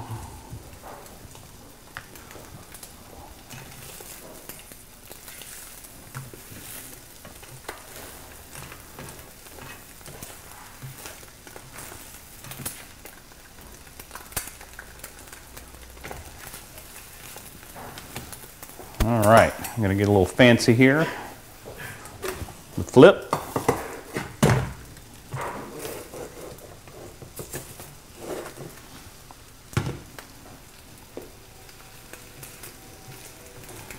That should do it. Okay. So eggs on the side, ready to go. Okay, so now the tricky part. I'll say tricky. It's not really tricky, but there's some timing involved with this hollandaise that I'm going to try to make. So you want to get some water first in a boiling pan. And you don't want it on a full boil. You just want it boiling a little bit so the steam's coming off.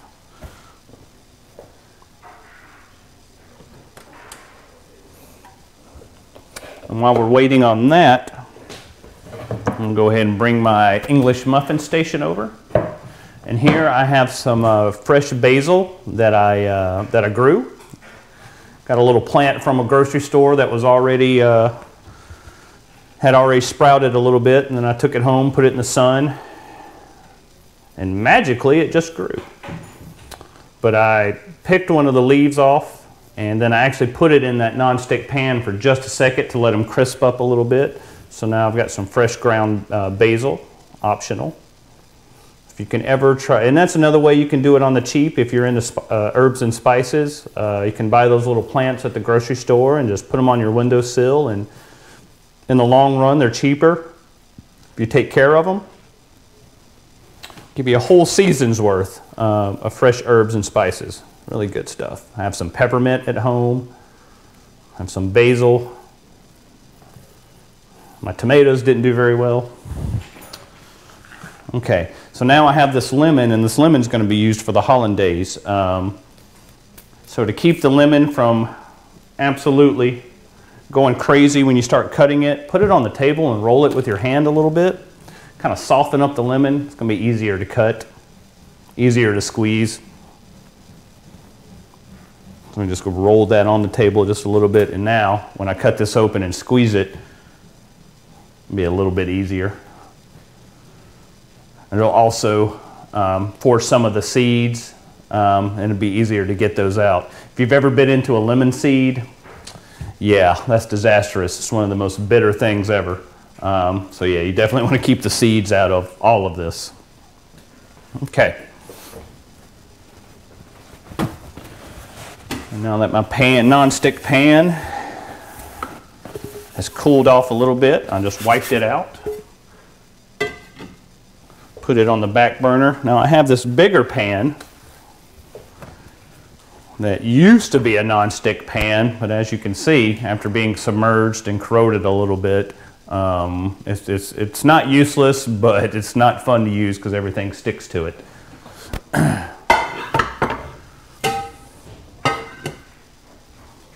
Okay, turkey bacon time. Again, I love real bacon. It's delicious, but I know that it's probably not the healthiest thing for you, so I have a little bit of that for taste. I know that bacon grease is great to put in chili and all kinds of other things for taste. I do realize that, but I'm going for a little bit healthier option this morning.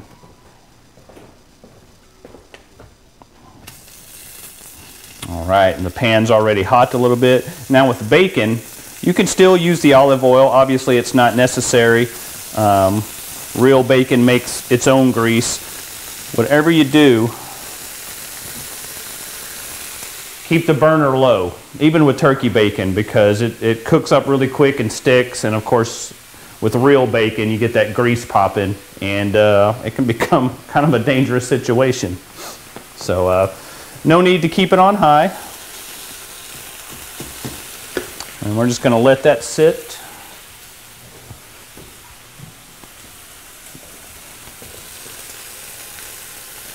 I'll put a little bit of my olive oil in there. Not a whole lot of taste to olive oil. It depends on what you're making, a vinaigrette or that sort of stuff, but just using it to cook, to sort of make your pan a little bit more slick. It doesn't have a whole lot of taste, so you're safe there. And once again, to be boring, it's good for you.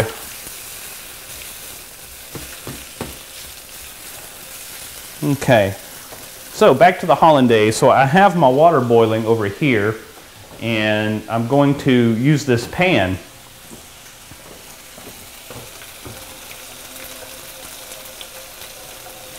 to set in there, so that any egg or anything that you put in there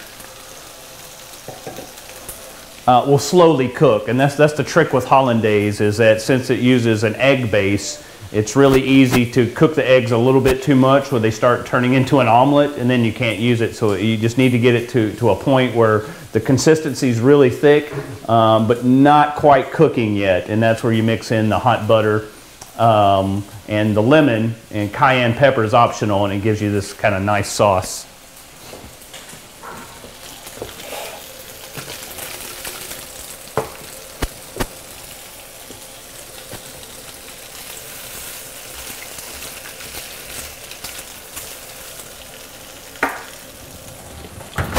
Okay, so I see my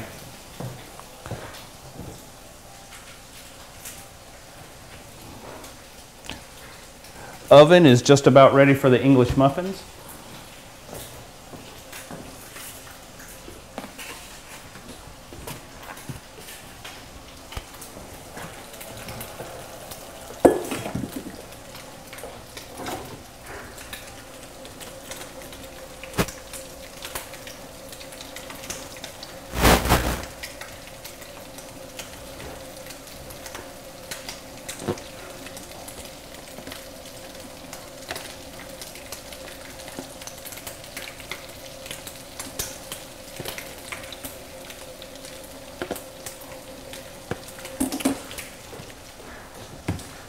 All right, 1 round of turkey bacon. Just about ready. And now at this point, I need a little bit of butter clarification. So I'm going to pour my strawberries out there and grab my butter. Oh, I hear them turkeys gobbling back there.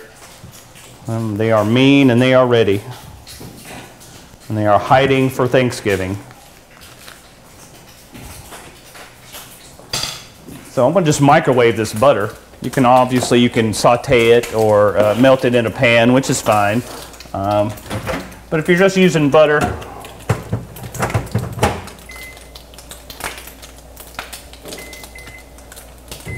as a component in hollandaise, then it's okay to microwave it. So you're just really trying to get it hot and getting a consistency.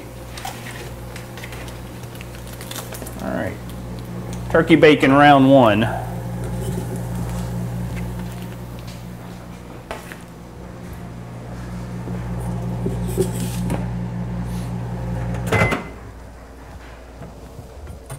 All right, so just about 30 seconds on the butter. Now here's a point where some people clarify the butter, where you see the layer of pretty much saturated fat, depending on what kind of butter you use. You can buy clarified butter already, but that's when you can take a spoon and sort of scoop that top frothy layer off and gives you more of a clean, pure, somewhat butter. But it's not necessary. You can leave it in there for taste. Now that I have my eggs in here, just the yolks, by the way, you have to separate the yolks. I got a little bit of egg white in here I'm going to get rid of. Okay. And now I'm going to pour my butter in. Okay, and this is the point where now we get the lemon.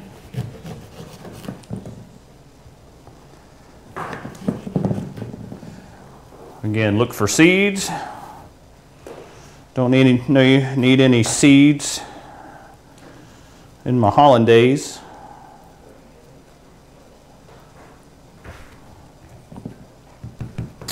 Get myself a clean spoon over here. A fork will do. And I'm just going to mix that up. And this is the point too where you would put cayenne pepper if you like. I'm going to go ahead with some of the basil. Just a little touch. Again, you can use tarragon, really any herbs and spices. And you kind of mix this slowly too, so you just get a nice thick consistency, and that's really what you're looking for. And then salt and pepper, of course, you can put in there. And then as you taste it a little bit, you can decide a little more lemon. The lemon juice actually toughens it up a little bit. It thickens the consistency, so be careful with putting too much lemon juice. It can be sort of overpowering. You can put a little more butter. Okay, so we're going to set that to the side and let it cool off a little bit and thicken up. Okay, last step.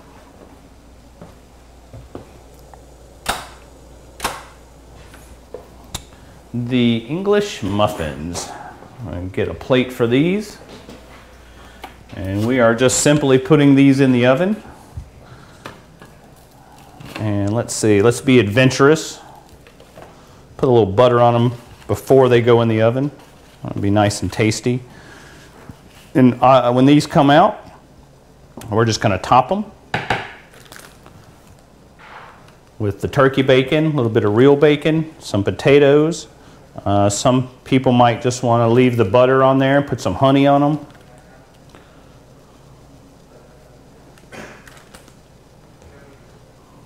And so all in all, probably haven't spent more than $10, $15 on all of this stuff. The fruit, the turkey bacon, the English muffins, the eggs. So it's not expensive to eat a little bit better. Of course, you need time Not something that a lot of people have before school or work. Okay, so we'll start with 3 of them. Now I have it on bake and not broil, so we'll be cooking the bottom of them first so we don't singe the top. It's going to allow that butter to melt.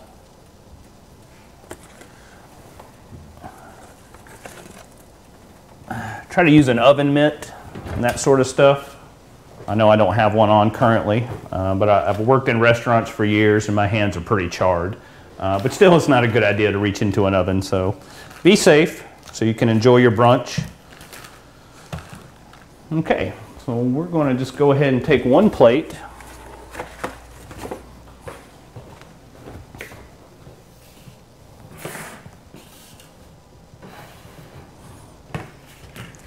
Got me a skewer here. Now we're really going to get crazy.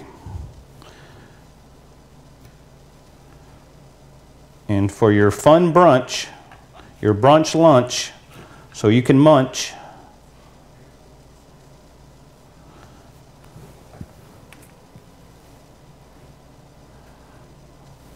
how fun is that? It just looks cool. Impress your friends. And we'll top it off with another grape. Put a little fruit skewer down here. Another fun thing you can do, you know, brunch, it's really not all about the food sometimes. It's really all about the presentation. That's why you'll pay 25 bucks for it at a restaurant. But I'm going to cut this strawberry in half. And then I'm just going to slowly make little slices on top of it. And then I'll cut the top off a little bit.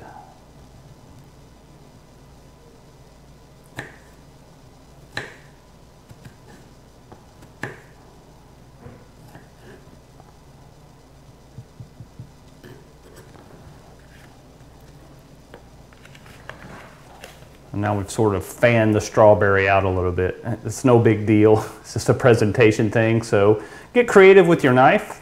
Make little shapes out of the fruit. And that's how restaurants charge you a little bit extra. It's great. It looks pretty. Check our English muffins again. Oh yeah, butter's melting right on there. Okay, so as those English muffins are shoring up a little bit,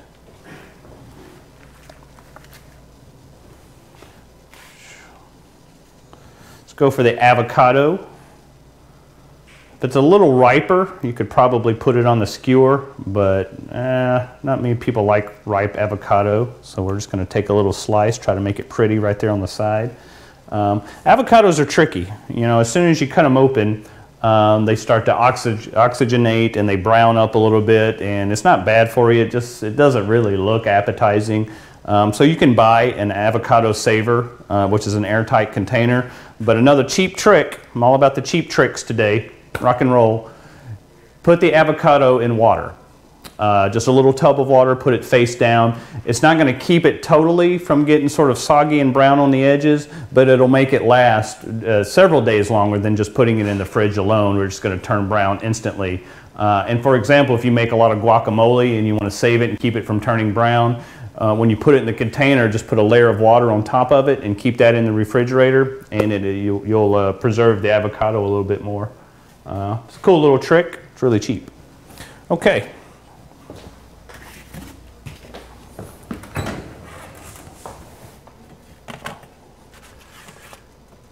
All right, I'm going to give those a little bit more time, and as we do that, I'm just going non-stop with the fruit today.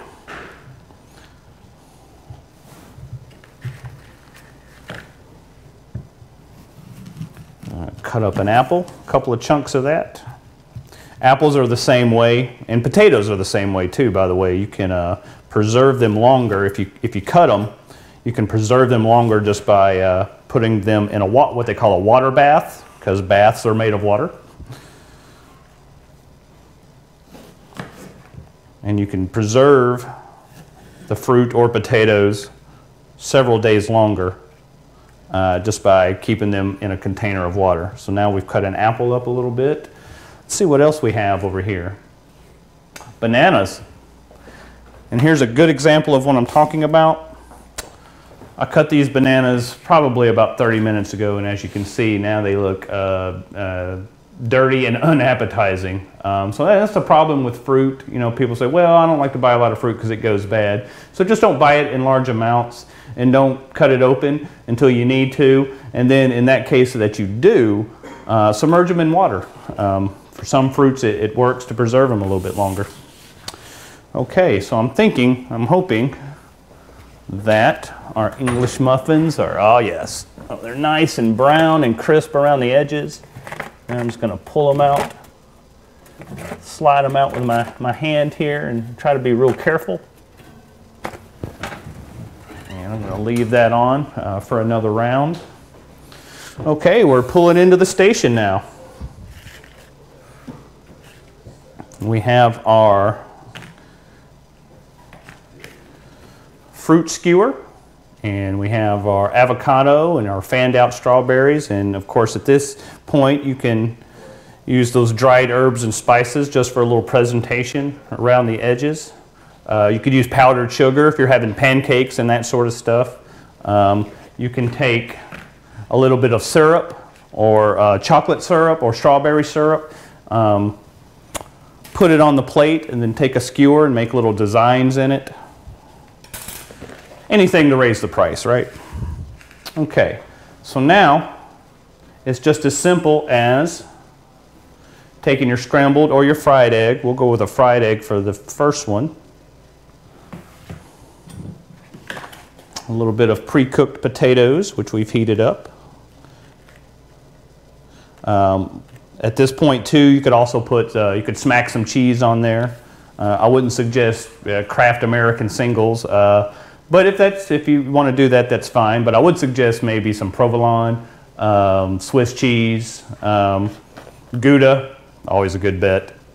But I'm going to put just one. This is a special one, so it's going to get the real bacon. It's going to get the real deal Holyfield here. Okay. And now, just a little bit of that hollandaise. Consistency has thickened up a little bit because we mixed it up, and when we put the butter in there and the lemon juice, it started thickening up the consistency. Then I'll let it sit for a minute. I'm going to stir it back up a little bit. And so now it just becomes kind of like this, for lack of a better word, a butter sauce. Healthy? No. Delicious? You bet. Just a little bit of that on top. And then maybe just a little touch for the avocado. Don't want to leave it out. Okay. Now we have, let's see here, yeah. We'll go with another orange slice for the plate.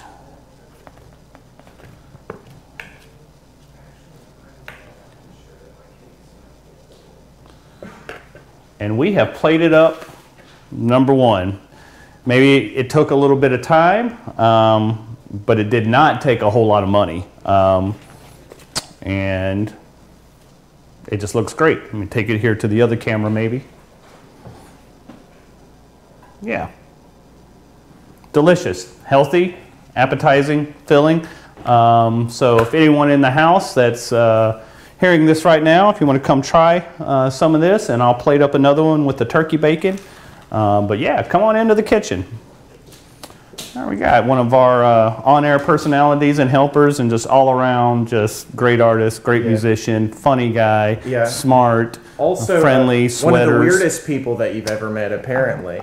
You know, weird is a generalized term. Eccentric, though, I like that. Yeah. So here you go. It does have more letters. Yeah. So okay, just pick around here. Like this is your eggs and bacon. So first things first, the plating on this is phenomenal. Even on a paper plate. Beautiful. I didn't even notice that it was a paper plate because I was just so focused on the food.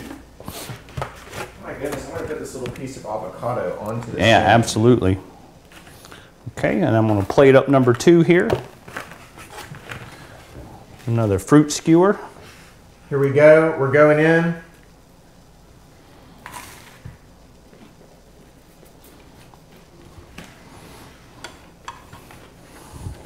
So I hope that the silence is a good sign. Well, my first thought is that it's really crunchy. Right, a little brunch crunch.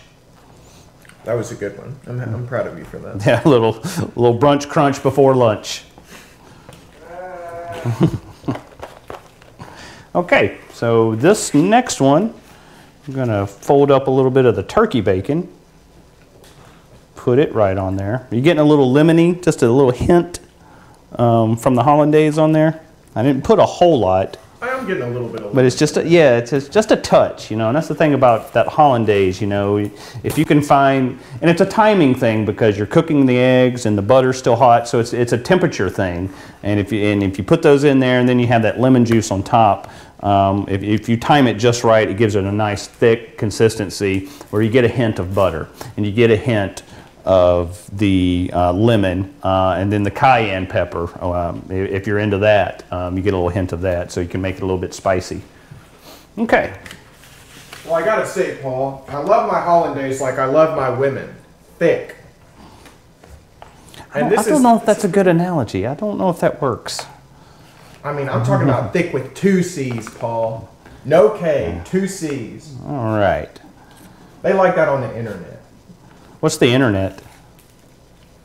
Something that Al Gore invented, you know? Oh, okay, yeah, I remember that. Yeah, so if you have an internet, you just plug it into the wall? Yeah. Okay, excellent, yeah. If it's not working, you just turn it all off and turn it back on. Okay, yeah, I could probably use one of those. Maybe I'll look into getting an internet. Do they have them at Walmart? Yeah, it's in the electronics section. Okay, great, yeah. Do I need an adapter? No, you should be fine. Okay. All right, let's see what else we got here. So if I want to call for volunteer number 2 to come in for the healthy option.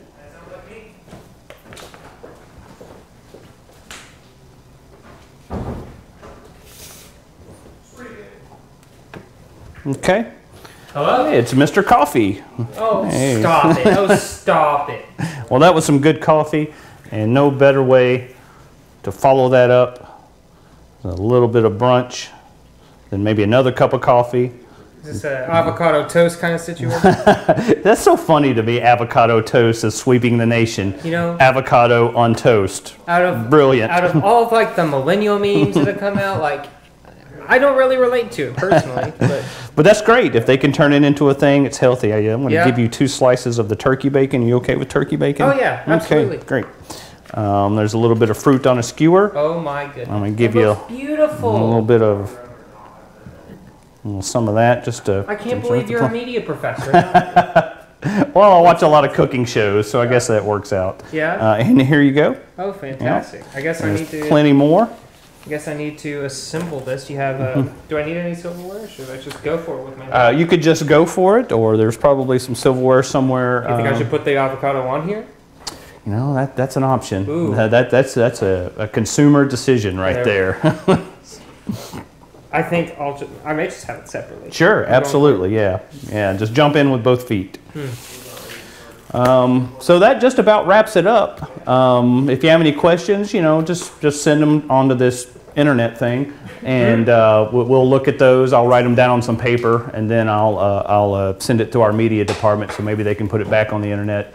But yeah, seriously, Arkansas Children's Hospital, thank you so much. For the viewers out there, thank you so much for your donations.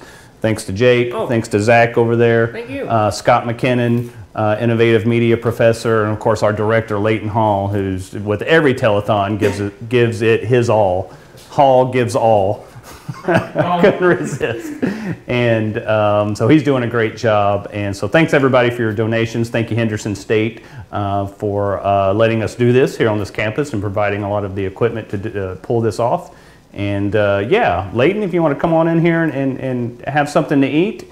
And we're going to the next segment. So thanks again. And yeah, see you next time. We may not pay him, but we'll feed him. That's right. I'm not getting paid for this, but I really am. Yeah. Okay. Never mind. I should.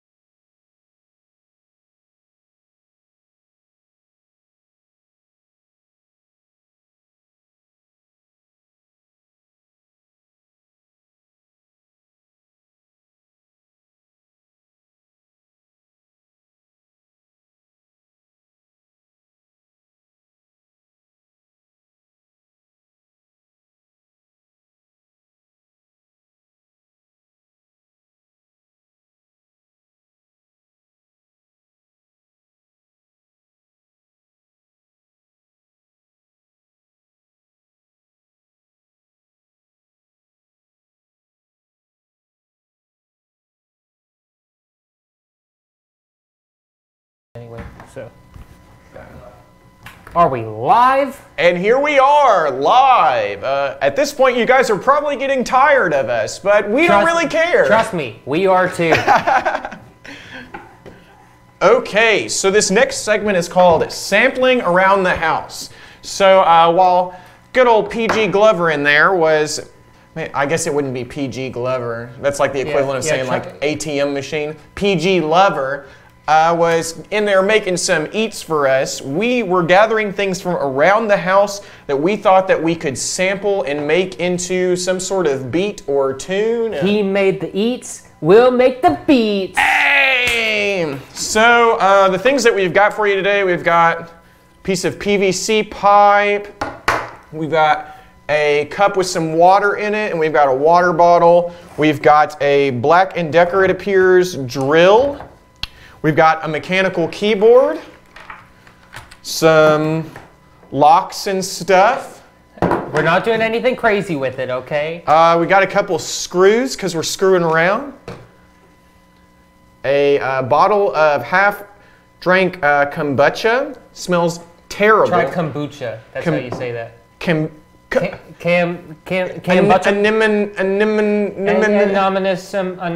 Anonymous. We've also got a bottle of bubbly sparkling water, some gaff tape, and a pen. So let's begin. You want to start by putting the drum kit together? Yeah, because I think that will take the most time. How should we start? We should start with the kick. So, maybe. We need something more open. Maybe like. What if you let's try taking the screws out of there.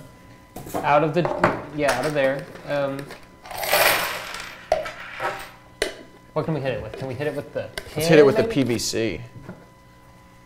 Try hitting the lid instead. I'm looking for more like a. Maybe we can take something like that and pitch it down. Yeah, let's do it. Okay, so we're on the kit. Yeah, so go down to the sample track first, and we'll record it there, and you can drag it into the kit. Okay.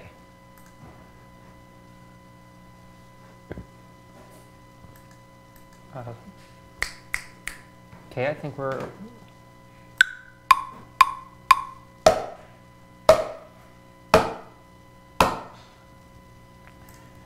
See what we got here.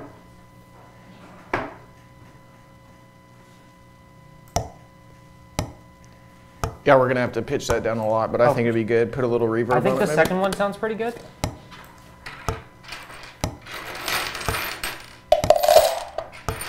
So go ahead and stop. Let's isolate that note. Now we should be able to drag this up. Let's zoom in a bit.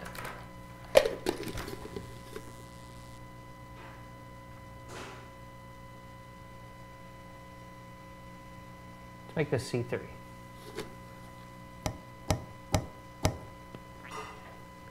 Nice, good. Can you turn our speaker up? Yes, I can. Thanks. You're not? Should be coming out of. It's because you don't have the mix out plugged in. No, you got to plug plug in quarter inch here. You should be getting it. Well, I'm plugged in. Should be getting it from the quarter inch channel. We're gonna keep on going for now. I can just.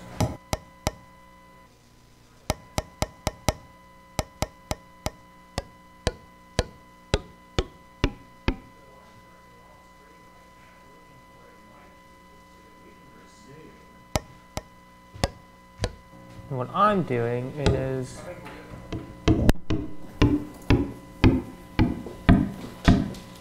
how low can we go?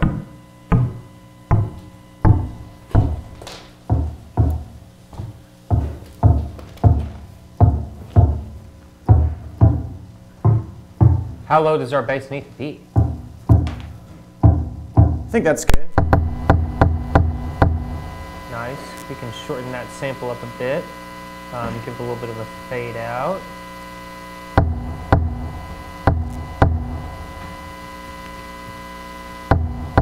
That'll be fine for now. We'll make it sound a bit prettier later.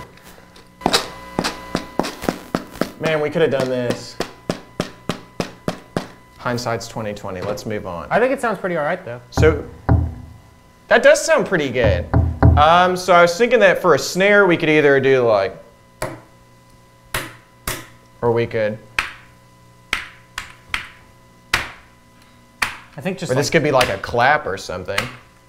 Let's see what we. No. Ooh, I like that sound though. I didn't realize that bottle was glass. Let's go ahead and get it.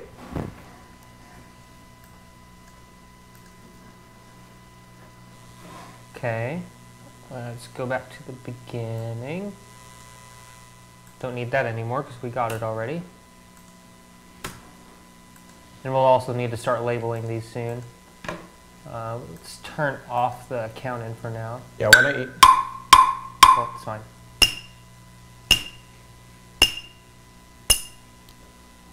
Okay. Let's see which one we like the best. 3. I agree.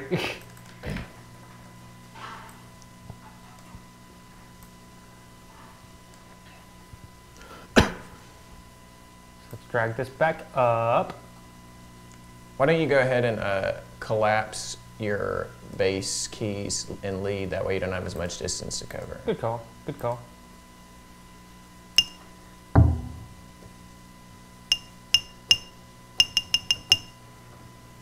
I'm gonna stick this on F sharp for now. I like that. Let's see how it sounds. You can pick out a little melody on that, don't you think? Yeah, but I think we got some better stuff for melody. I do like that thing. You want to get this and we can use it as a clap? I also have these, which I'm thinking we can use as a shaker or like a, I don't know. Yeah. You know, we could probably like get some coffee or something to get a shaker sound. Yeah. Okay. So next we're gonna do, I guess this could be the clap. So hit me with it.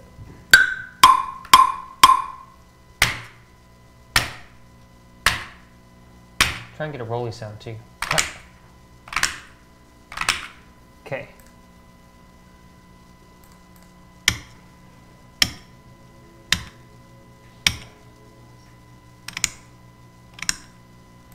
I like some of them. I think the first one is best. And we'll definitely, let's split this up. So we have the rolly one separate. You said you like the first one? Yeah.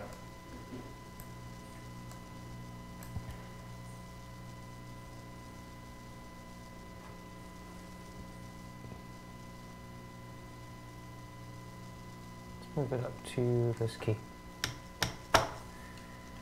Yeah, so you need to increase the volume on that bad boy.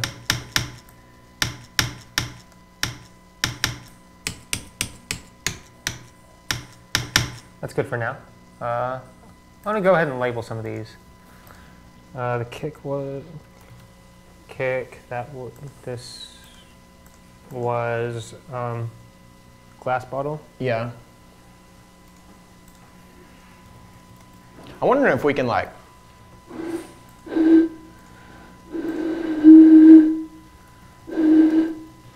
That would be good as a pad. Yes, I'm sure we can make that work. Let's see how we are doing on time. Because we might need to kick this into overdrive. Do you like any of these rolling ones? I like it, but I don't think that we have enough time to get into it. Okay. We need to find something that we can use as a hi-hat. Maybe the keyboard could be the hi-hat? Because it could be like... Maybe. Let me see. Maybe.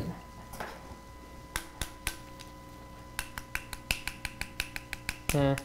Maybe like try hitting it with the metal part. Yeah.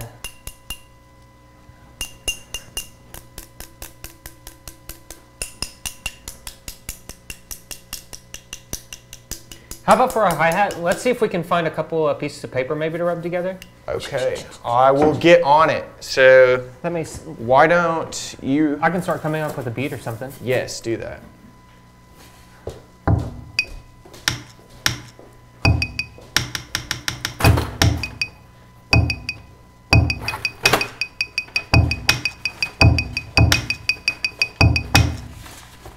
You can sound something like that. Just to keep it simple. All right, let's do it. I'm feeling this kind of tempo.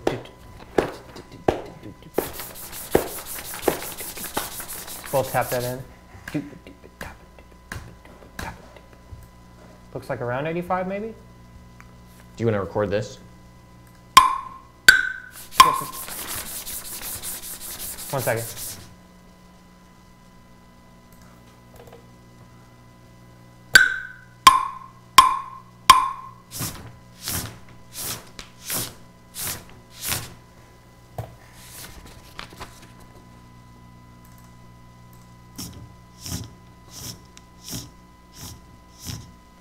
It'll work. I think those sound pretty darn similar. Let's bring the volume up on those. Ooh. Let's do this instead. Yeah, I agree. So can I just delete that? Yes.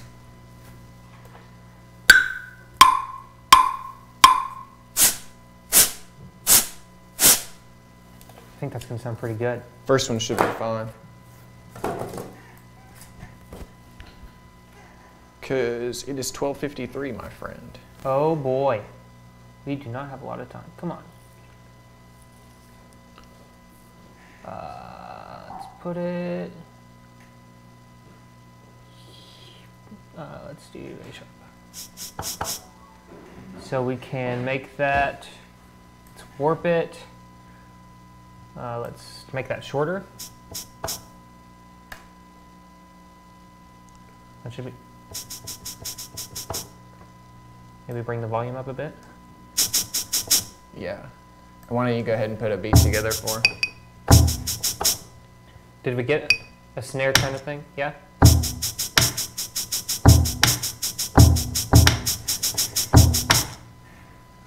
You gonna record that real quick? Yeah. Make sure do you have the metronome on? Yeah. Oh, yeah. Good call.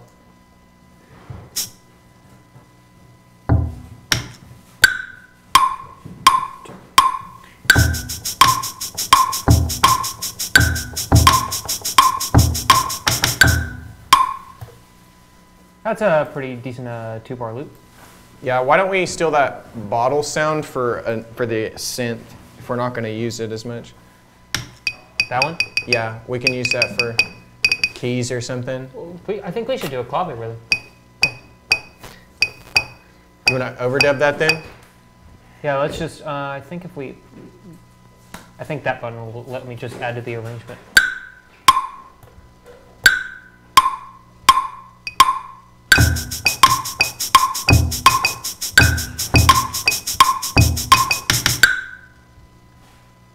See if that works.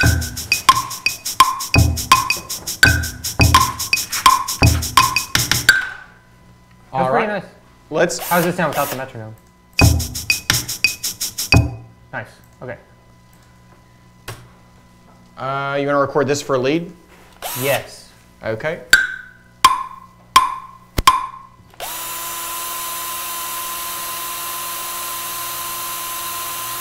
Beautiful. Just want to make sure you had enough if you wanted to hold it. Yeah. I mean, I think we'll be fine either way. So Just cut it off at like measure 2. Lead, right? Yeah.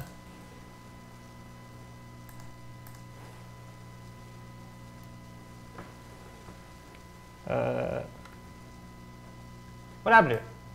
Do I need to just... Command Shift Z. So. There we go. Right? I don't think that's the right thing. Let's just re-record it. Yeah.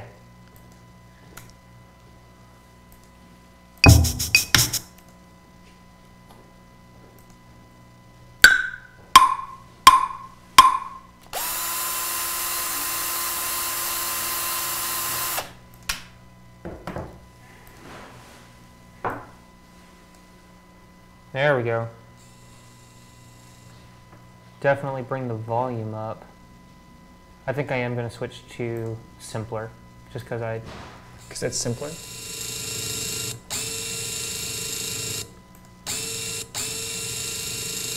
That's...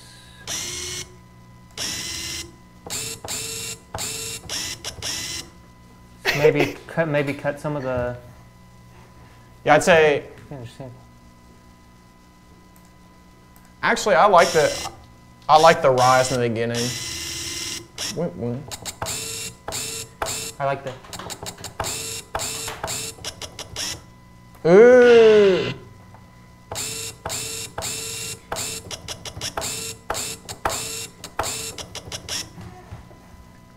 Nice. I like that. Maybe I'll record it a couple bars in.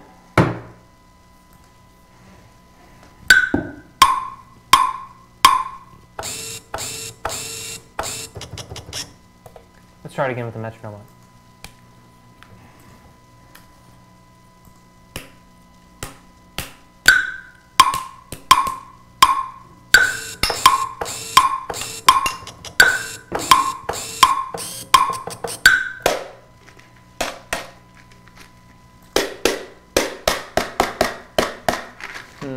What are you coming up with?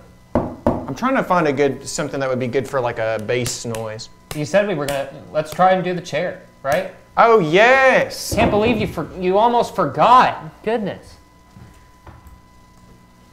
Okay, let me know when you're ready. I'll start it from here.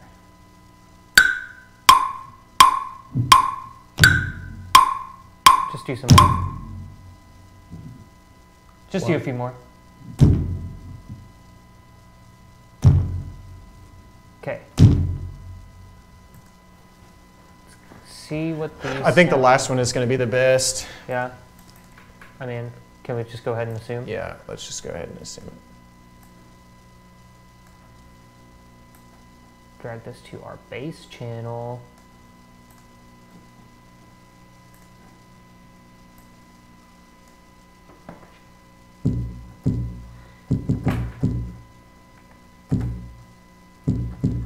Let's get this in the right key.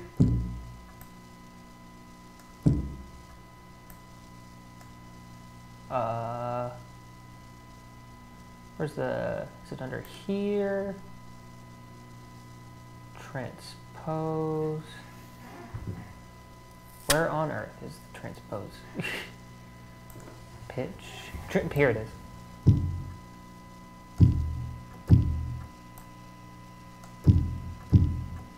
Let's try and increase the volume of it.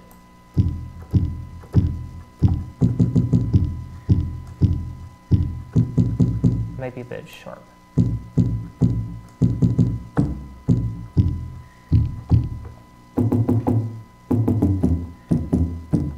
What do you think?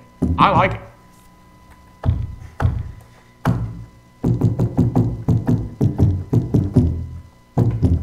I think doing it in octaves is gonna make it pretty nice. How much time have we got? Not a whole lot. All right, sounds great. Can that be a shaker, maybe? I wanted to use the carbonation effect. Yeah. Okay. Let's go ahead and get the bass taken care of. What, you want me to get a bass line written out? Yeah.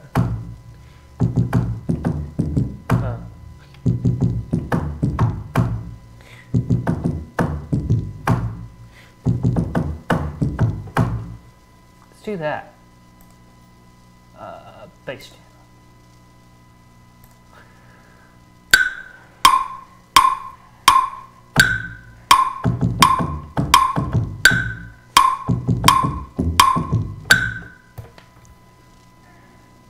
Nice. Let's put it all together and see what it sounds like so far. Okay.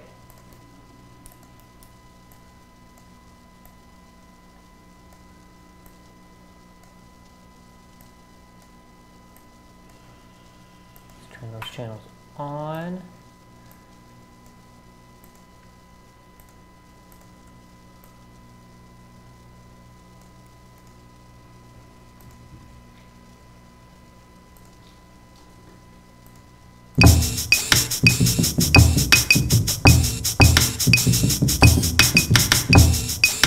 think the lead line needs to be a bit higher up. So let's. Yeah. Why don't you quantize those drums as well? Yeah, I agree.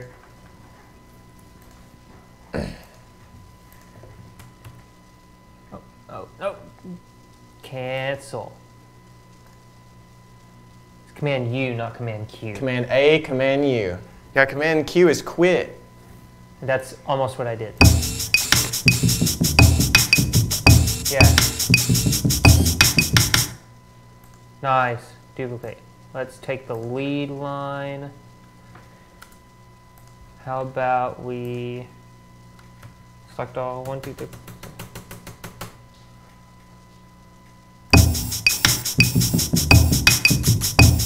Maybe double it? Yeah. Just duplicate it, Yeah. the track, and then you can make one that's low, one that's high. Or you can copy and paste. Yeah. Okay.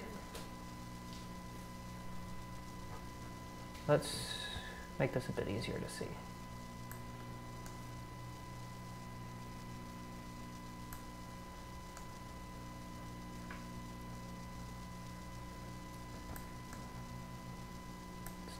Let's just take this line and...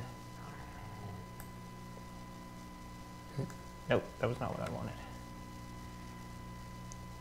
I'm gonna just move it back down like you did. 12 steps downward. Or can you transpose it 1 octave using a keyboard command or something? There we go. It starts on B flat. Don't you mean A sharp? No.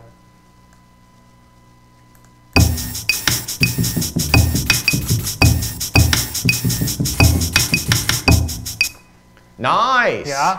Okay, what else do we want to add? We got those locks we can... what can we do with that? That's what we could have done for our kick. That's fine. Can we get the sound of you just like pulling the tape out? Yes.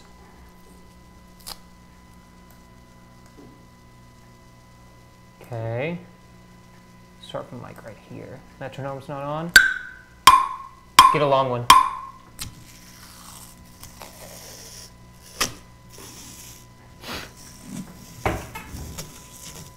Let me take a shot at it.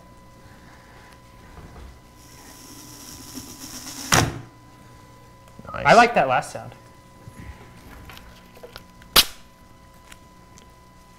Ooh. That might be good. Yeah? Yeah, let's try and get this too.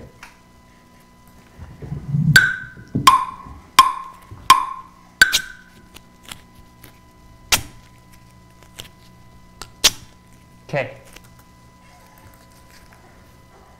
I'm sure any of those are going to be fine. To the drum track, right? Yeah. You could like put that on the 1 and 4 or something. Yeah. And do we like any of these?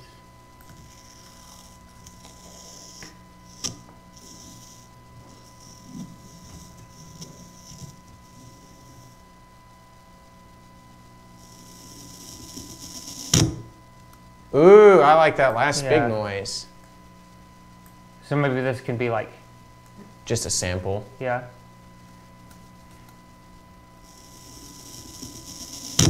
A riser. Riser? I barely knew her. So we've got, it's 106 right now. How quickly can we put this together? Without it being cruddy. That's the real question. That is the question. Okay. Let's start from the beginning. Let's start our arrangement with just drums.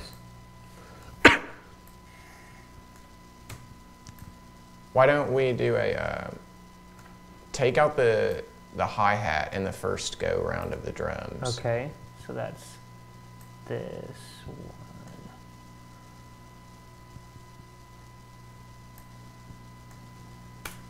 And see how that sounds.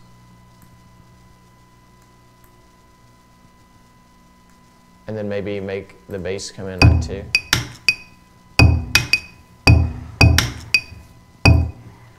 Let's go ahead and move the lead over here.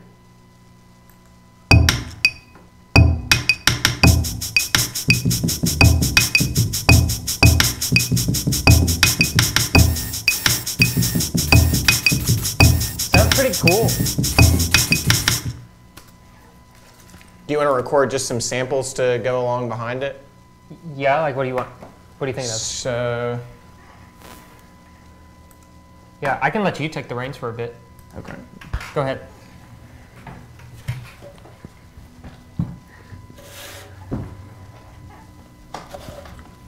So let's start right here.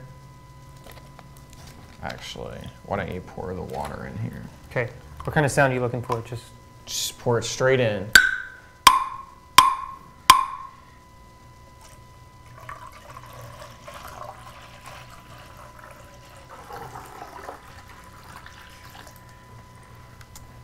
How did that sound?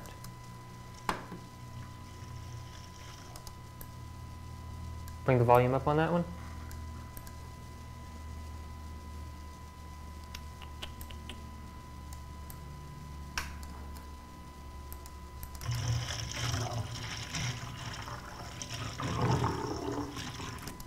I think there's a good little bit towards the end.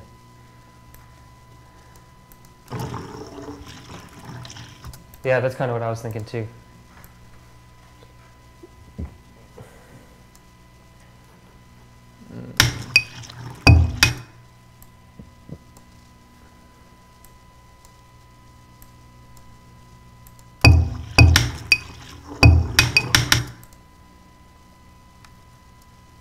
I wonder what that would sound like sped up. I'm gonna, let's see. This is not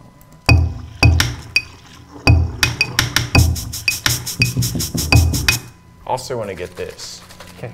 So. You just want a shaker? No, don't shake it. I want you to open the lid. Okay. So.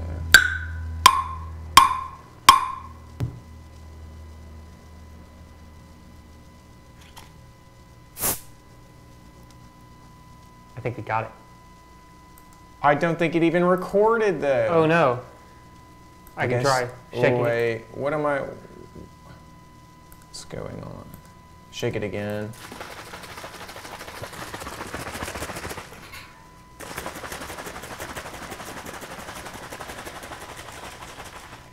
We can also try a can. If we Art. got a can or something.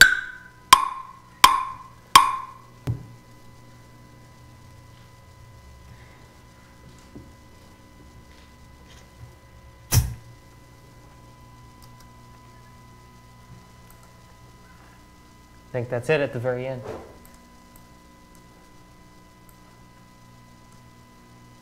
Do the bottom ones.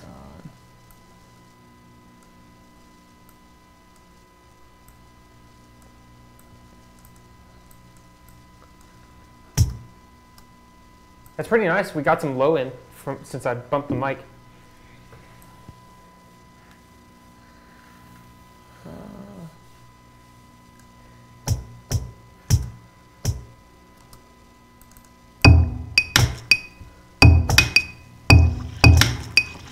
I like the water sounds. Let's.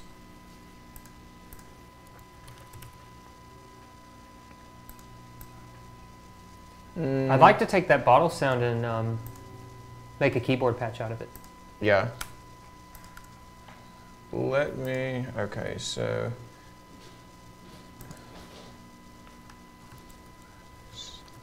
Sampling. And this is for samples. So put an auto filter on this one.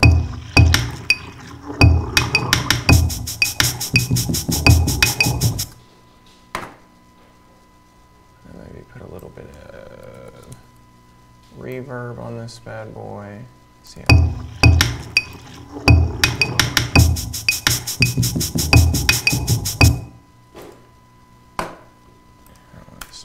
You said you want to make a patch out of the. Yeah, out of the. Should be the bottle.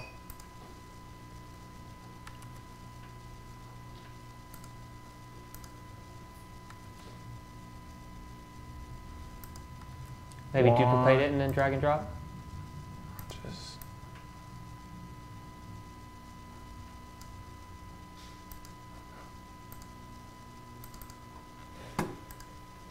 Command C.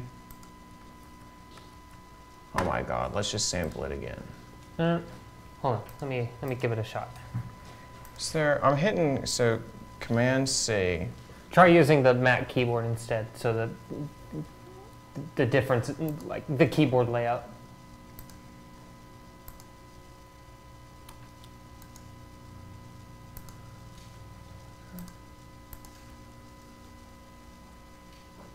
Something. One. I don't know how to do it. Do you want to try and do it, or you just? Let me give it a shot.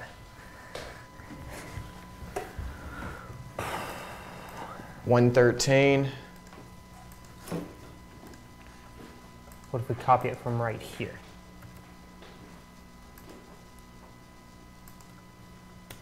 There we go. Hey.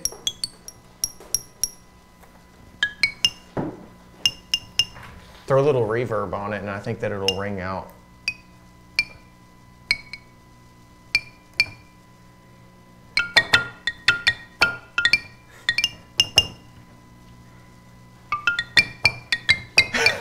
Sorry.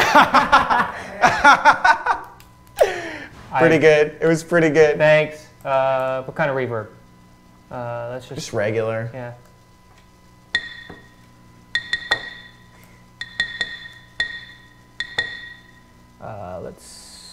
Can we increase the volume of this?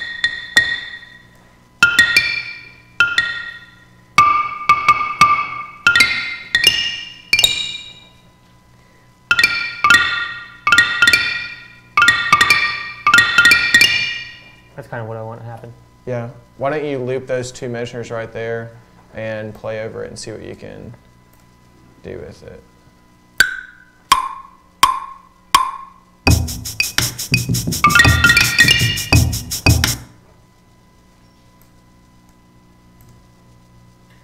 Okay, and then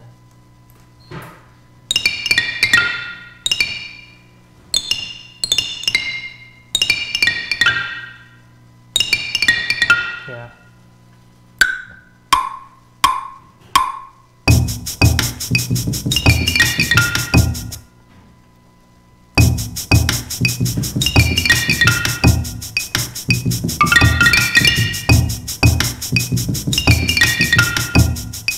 How do you like that? I like it. So let's arrange. Let's arrange as quick as we can. We need that sample track. Okay. So let's have the keyboard come in before the lead. So we'll throw one more bass and drum in there, I guess. Yes. Lead over here. Just duplicate, I guess. Keys we need. It's Option. Actually, Command P. Yeah. Actually, no. Delete the first keys and let just the bass come in that one.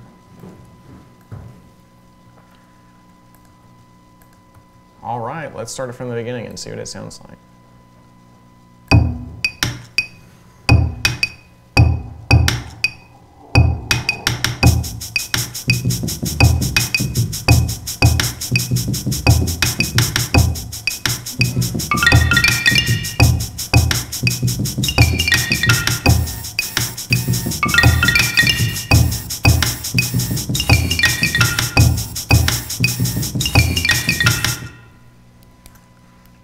It sounds pretty good. For the amount of time that we had, I think that sounds pretty nice. And considering that all we used was stuff that we could find around the house. Yeah. Yeah. The power of technology. This is where music technology has gotten us today. Oh, thanks, Leighton. Thanks, Leighton. Leighton likes it. But then again, who cares what the intern thinks? So it's not like we're even we're not paying you for your opinion. We're not paying them for anything. All right, well, thank you guys for checking in. This has been Sampling Around the House. We really appreciate your support, and we really appreciate your donations. So if you could make some more of those, then we would appreciate you even more.